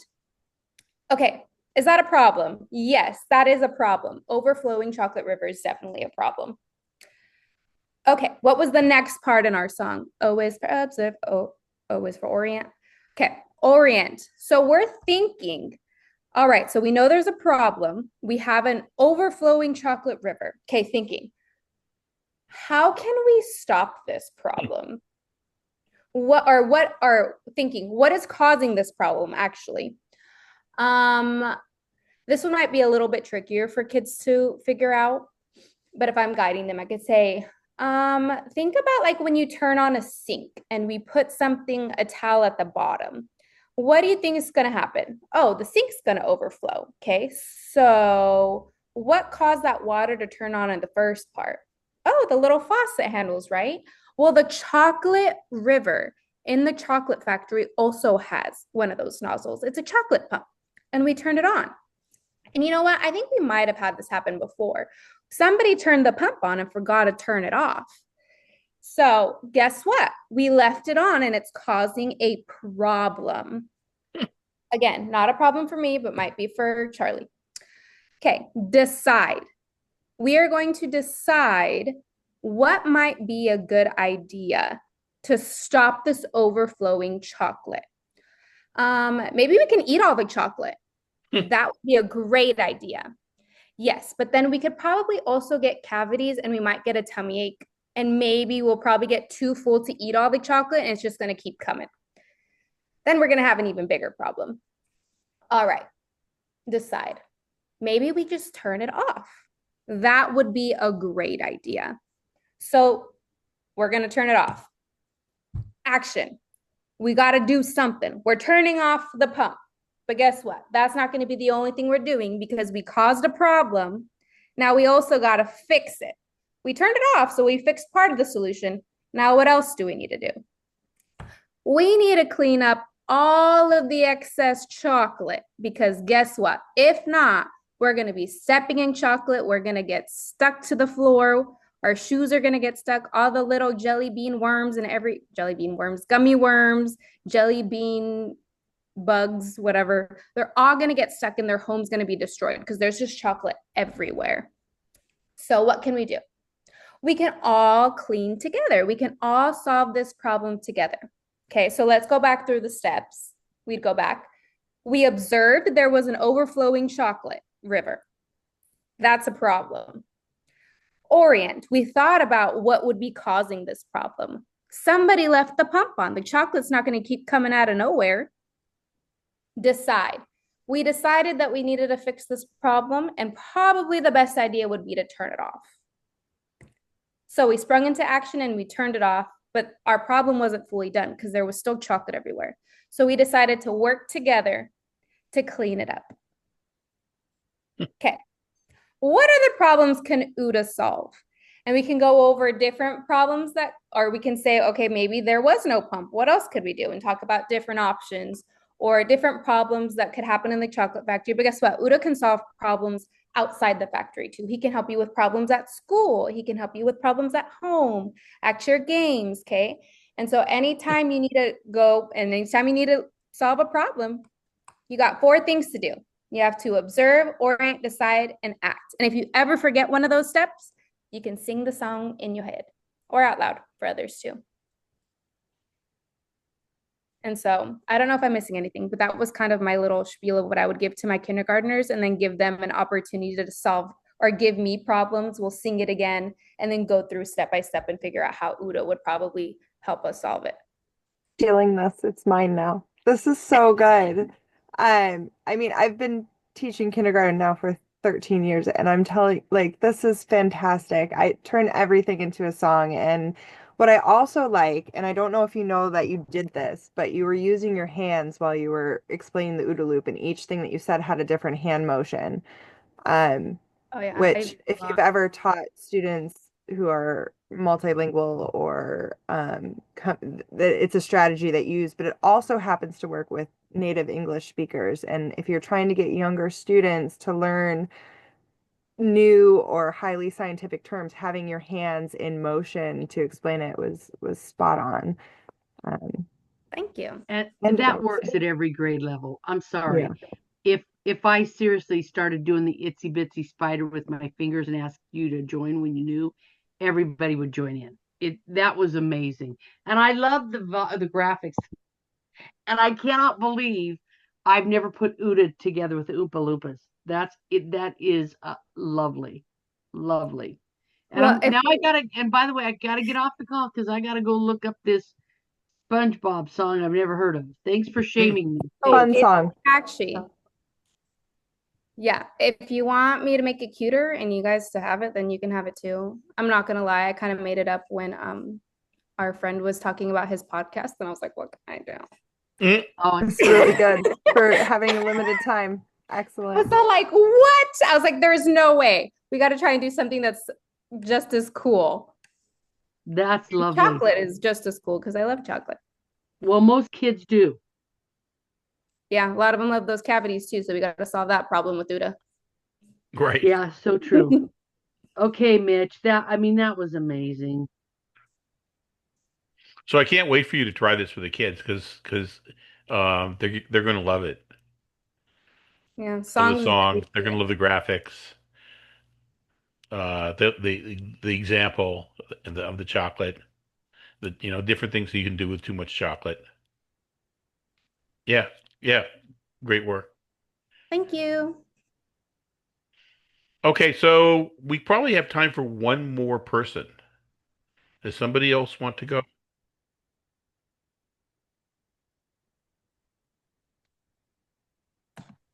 I can go if no one wants Okay. to go. Yeah. Do does does everyone have to go? I didn't No, know no, the no. ruling. Nobody has to. But it's fun. So If anyone else wants to go, it doesn't matter to me. let me make you co-host. Yeah, it wasn't a requirement, but it sure is fun. Yeah, it's been fun. I haven't done these since COVID. I was teaching during COVID, and let's see. I don't know if I know how to do this. Mhm. Share. How am I sharing? There should be like a Yep, green yep. share on the. You got it? I think so. I don't know. Is that working? Not yet. Yes, there. Yep. Yep. Okay. Cool. So yeah, so I was during COVID, I was a phys ed teacher. Well, I'm still a phys ed teacher, but we had to teach children to run around, jump around, do exercises. We did a lot of like treasure hunts throughout their house, and they had to run and go find something if they could find it. Like there was different objects, and they would bring it back. And it was interesting. It was tough. Some kids loved it. Some kids were, they didn't care about it. Right? They would turn their screens off, and there wasn't a whole lot we could do. So, um, I guess I don't know why I'm talking about that, but that was COVID. Yeah, that was COVID. That was when I had to share stuff and YouTube videos and all that fun stuff. So again, lesson on OODA loops: how to approach, maneuver, and resolve problems in physical education game called Mission Impossible. So the audience, I just chose grades 3 and 4. You could really do it grades K through 12. But again, I just chose the lesson. We have in my school about 50 to 60 kids that come down to the gym. It's 3 classes at one time. So there's a lot, but it's a cool game to play. Again, this is just an objective. Just learn about OODA loops and how it can be affected in the game of Mission Impossible. Students will collaborate amongst their peers at the beginning of the game, during the game, and at the end of the game to possibly strategize what will work and what did not work. Students will be able to apply the loops during the game of Mission Impossible to hopefully get all their teammates across the gym. So it's just a fun game that that's just the definition. I don't need to read the definition. And I was impressed. I actually was able to draw this. Again, I don't do a lot of these things, but so I just, did the whole, act, observe, orient, decide, and then all the different ones in the corners. And then my lesson, I can just quickly go over it. The game is, again, it's called Mission Impossible. You can split up the teams to 4 different teams, depending on how many students you have. And the objective of the game is to use the equipment that's given to you. We don't give the kids a lot of equipment to use in this game because we want them to try to figure out what the best way is, or different methods that they can use to get all their teammates from one side of the gym to the other. Now, some of the objects that we use might be a cone, it might be a scooter, it might be a hula hoop, it might be a jump rope, and they have to figure out ways to, again, get everyone across. They can't touch the ground. We tell them that the floor is lava, or it's a shark-infested waters. So you cannot touch the ground with any part of your body. If you do touch the ground, whatever object you're on, you could bring it back with you, and you have to start over again, just that one person. So we give them, 2 minutes at the beginning. All right, everyone's going to, get with their group, talk about what they can do to use the equipment successfully. How do you think it's going to work? And again, we sit there and we listen to all the things they say. And to me, I thought of this being, like that loop, because they're coming up with ideas. They're acting on it once they figure out what they want to do. And then, then they're watching the other students in the class. Oh, wait, we could use our scooter that way, and we can put 2 people on, or we could pull it with a rope. The biggest thing we give them and they have the most success in is carpet squares. We put the fuzzy side down. We have carpet squares so they can actually stand on those and slide like they're ice skating. So again, once your team starts, 2 minutes, strategize how you can move across the gym. I call that, kind of observing whatever your group that is has several different ideas as to what they can be successful at. At the end of the 2 minutes, your team decides on the best plan of action, and the game starts, and you quickly start your plan. So, and then, they begin again. Once the game ends, which it happens, the game's not impossible, but Once it ends, then they go back and that, they talk about what worked, what didn't work. Oh, hey, I saw this group over here doing that. So I feel like the game, is like a loop and it begins again. What strategy we use, was it successful? You can only use equipment as given to you. Again, your team finds the best alternative or more successful options. Then your team uses that options and they act. A little stop, collaborate, and listen. The next class after playing the game, we get together as a group, and your goal is to come up with like 2 different ideas that could help make your team more successful. Since it was only grades 3 and 4, we didn't use like graphic organizers. We just try and use, again, we used UDA just to come up with the best solution to use for the games. And then, students will include the observe, orient, decide, and act. And they're creative on their ideas on how to be successful in the game. Mission Impossible. And yeah, just conclusion. What did you and your group learn from it? And this is just, we just do this the next class, just real quick. And then we talk about, what UDA help your group solve the best strategies for the game of Mission Impossible, and could use this to solve other problems in your life. And to be honest with you, yeah, I think this is totally opened up things for me, whether it just be in life, and even with my children. I have a 5-year-old and a 2.5-year-old, and I think we start thinking these things through, and even just like my son's playing flag football, and it's like, all right, buddy, you have to help me out. What do we need for flag football today? Well, you need your mouthpiece, we need a water bottle, we need our gloves, we need our cleats. Okay, well, then you need to help me with these things. So yeah. Well, this was so cool that kids are doing, I get, kinesthetic. They're learning by doing, and they're learning by having fun, and they're doing it in a way that's really non-threatening. So it's like combining so many things to, because you learn best. Um, you learn best when you're having fun. So you don't always learn just by tragedy, by suffering. You can, this is an example of learning through having fun. So this is great. And not to piggyback on that, but you know what? My doctoral work is on game-based learning, and the whole time I'm smiling, I'm going, all learning is experiential. This is amazing, Yeah. absolutely amazing. Thank you. Thank you. Yeah, I agree too. Like this is coming up in my life as well. Just like problem solving is taking on just a different aspect that it's getting stuff done, I guess. Yeah. Well, thanks. That's why we're doing this, is because, we haven't learned these, and there's this body of research that's been developed over, 20, 30, 40 years, and it's not making its way to all of us. And so when we see lesson plans like these, and we hear stories like these, and the reflections that you all have done about times that you know you've been with friends, you've been with family, and you've been able to apply these, it's so heartwarming. And to see you guys do such a better job than we could have imagined was is was fantastic. So yeah, thank you all. Tammy, Jane.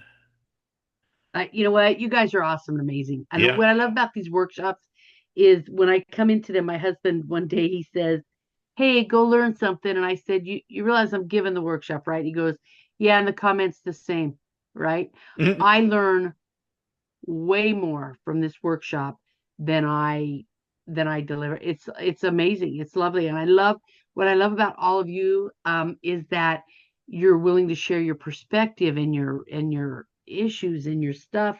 And it's like, it just makes me realize we are all in this together. So thank you very much.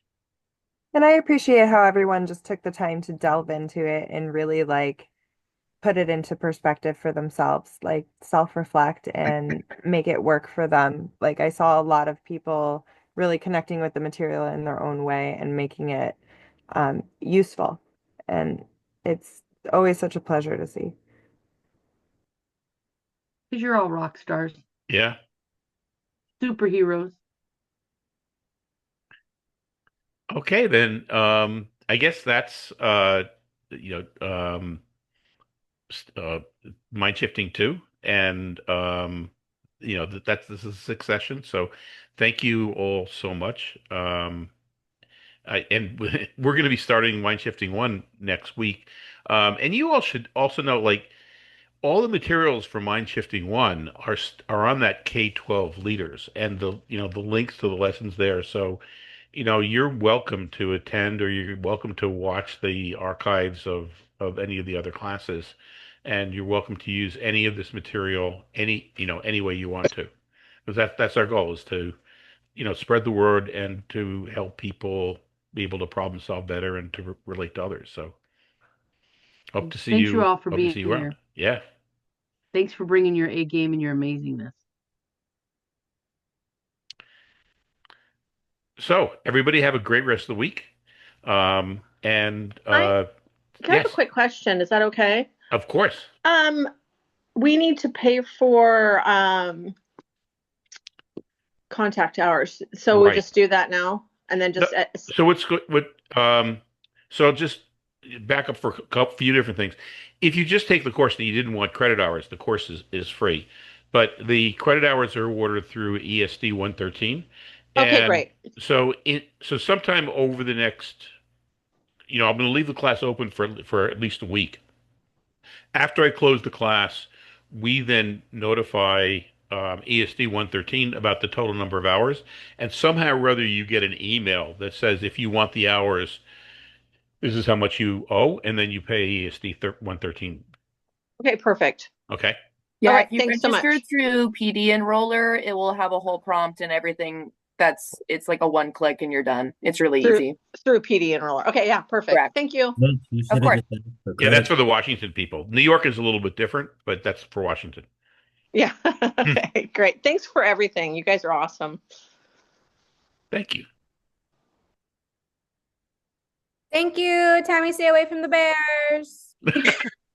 You have no idea. Bye. No idea. Mitch, I just If wanted you to double are, check. Did you get all my surveys? Yes. Awesome. Yes. Okay. Thank you. Perfect. And thanks for pointing out that we had the wrong link in there first, because that affected a lot of other people.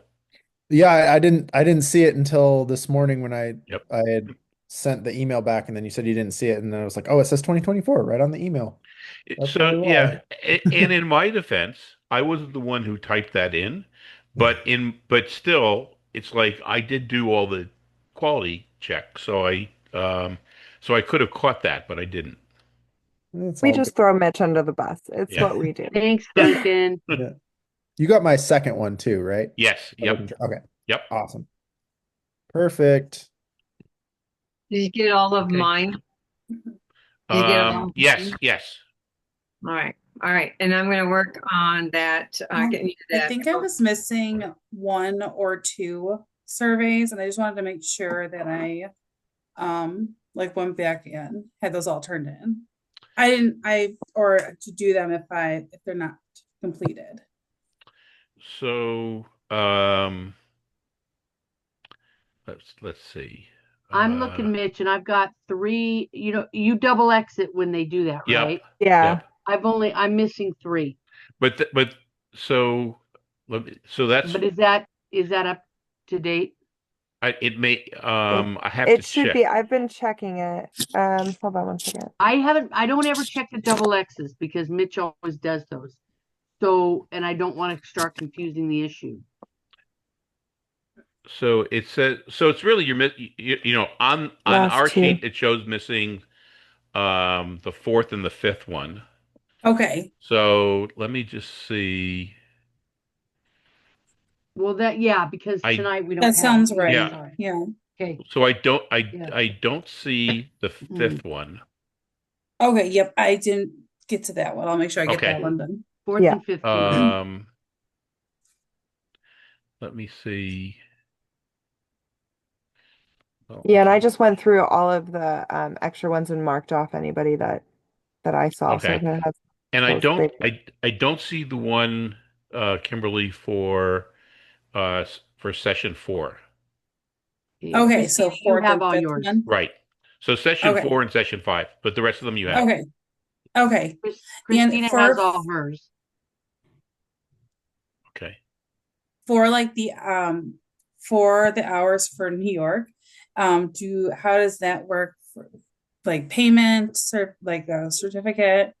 I've never taken a course through New York State Teacher Centers. yes, yeah. So, Usually my PDs are through my unfortunately, district. in New York, um, credit hours are awarded usually by the district. So, Oh, because this was offered on my district's So website, what like through their you'll PD. probably end up doing is getting a printout of like your certificate that you've completed it, and then you'll turn it in to whoever is in charge of your, like for us, we have someone in HR who's in charge of our clock hours. Mhm. So typically what you would do is then you would like show them and then they would have you go through and like pay for clock hours or do that through your district. and if you remind me, I can send you an email about your clock hours. But your clock hours will appear in the New York State Teacher Center, and I think that New York State Teacher Center sends a certificate also. Okay. Because I think you also, after I put the clock hours in, I believe that they send you a note and ask for you to evaluate the course. After you evaluate the course, I believe they send you a certificate, and then you submit that to somebody in the district. Okay. Okay. Yeah. Okay. Sounds good. Thank you. Okay. And if there's any if you have any problems and you need somebody to vouch for you, I'm in New York, so you can call me, or the people from New York State Teacher Center could probably support you also. They're very good. Okay. Yeah, I should be okay. Especially because if it was like put on our like professional development site, like it was an Hmm. option. Oh, So good. it shouldn't be too much of a problem. But if it is, I will reach out to you. Okay. Okay. Glad to help. Thank you so much. I appreciate it. Samantha Reed, you're just missing the first one, The the first very first survey the for the first. first class. Okay. Okay. I had a question also. I have a really old computer Hmm. and I don't have like software on it. I don't have Microsoft Word and stuff. I was wondering if I could type my story that like I've just been writing in a notebook. Okay. I've been out of teaching for about 3 years now, and I currently work at the YMCA and I'm going through a move. I'm moving from Washington to Virginia. So I've Wow. applied OODA loops and like so much of everything I've been doing the past 3 weeks, but it's not really a lesson plan. It's more of like it's not really a story, but it's kind of like a written. Can I email you that Sure. or Yeah, that'd be great. is that Good. okay? Yep. I'm sorry. I'm not like following it's just so There overwhelming. are no It just rules. there are no Yeah. rules. Right. It's just, our goal is to make things easy for you all. Thank you. And Okay. it's been So, such a wonderful, you guys are all so wonderful. Thank you so much for all that you did. And this was the best class of all. I loved hearing everybody's things and I appreciate y'all so much. So I'll be emailing y'all soon. okay. Okay, Well, good thank you. luck with your move. Yeah. Oh, We're thank you. so we go to Northern Virginia about every 3 or 4 weeks. We go to Reston. I don't know where in Virginia you'll be, but Oh, a very western side. oh, okay. I'm moving to the boonies. Okay. My former business partner, when she retired, moved out there. Thank you. Farm Thank you. country. I'm excited. Yeah, Beautiful. we're Yeah, leaving it's on beautiful. Friday, so Okay. Well, Good luck. Safe yeah, good luck. travels. thank you so much for all that y'all do. I loved this course so much. Thank Oh, you. Have a happy night, y'all. yep, you too. Hey, so we have two more people with us. Can we do anything for you? Well, I did send Mitch an email. My problem was is that we blew the power and the sub pump blew and everything. So do I need to take it all over again, or do you want me to do everything and finish it before the 20th? Just because. Right. The only thing I have missing for you is I was gone to Portugal, so were you gone last class?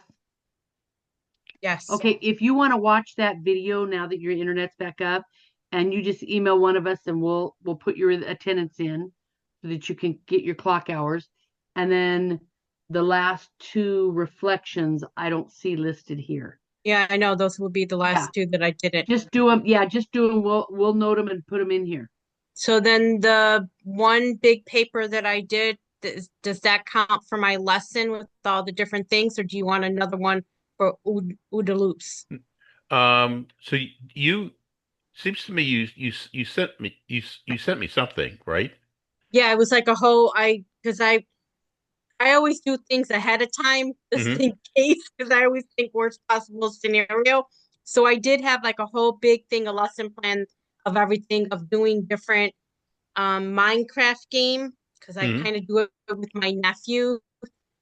They like that, and it was a way for me to connect with them. So I did that, and I also did it with the because I'm a history teacher. It was with the 17 different climate changes of the world, and I did different things in regards to that. I can resend it, and No, if you that want me, Mitch, that sounds like a lesson plan to me. It is definitely a lesson plan. Okay, so no, we don't Um, need you to do it again. but if you have, I'm not sure. I'm not sure I can find it. yeah, it I'm was looking for it. towards like I think it was either the second or third class I sent you because I went a little bit ahead and I was like, oh, I can do this. And I kind of had the whole thing. You guys everyone comment on it, but I don't remember. I can find it again. I have it. It's been a If you hell of a can week. resend it, that would be Mhm. great. If you can't, just message me and I'll mark it as done anyhow. Yeah. All right. I'll Okay. do that. And I know New York State, I think I have to have something for New York State because I have Arizona certificate. I'm trying to get my permanent New York. Hmm. And they might just want proof that I took this. I've taken so much classes I can't. It's Huh. professional development. So many I had to take, Did which you I don't. did you sign up for the New York through the New York State Teacher Center? Yes, Okay, I also so have to do the DASA on Friday. I okay, took the day off to do that. So so there's they should be sending you a certificate. okay. It probably won't be for 2 weeks because. As long as it shows on my record, Mhm. I'm trying to get this all done for the new school year to be Yep. certified. I always jump the gun just to make Mm. sure. So thank you very much. Okay. Appreciate it. Yeah, thank And if you. you guys have any other ones, I would love to just sit in and listen. You guys are awesome. So thank you. Well, we're doing one starting next week. I would But tr and if you can't take it next week, we'll do 5 next year. There's 3 different courses, so we'll do some next year. So yes, but thank you very much, thank you. everyone. Blessings. Have a nice evening. Thank you. You too. You as well.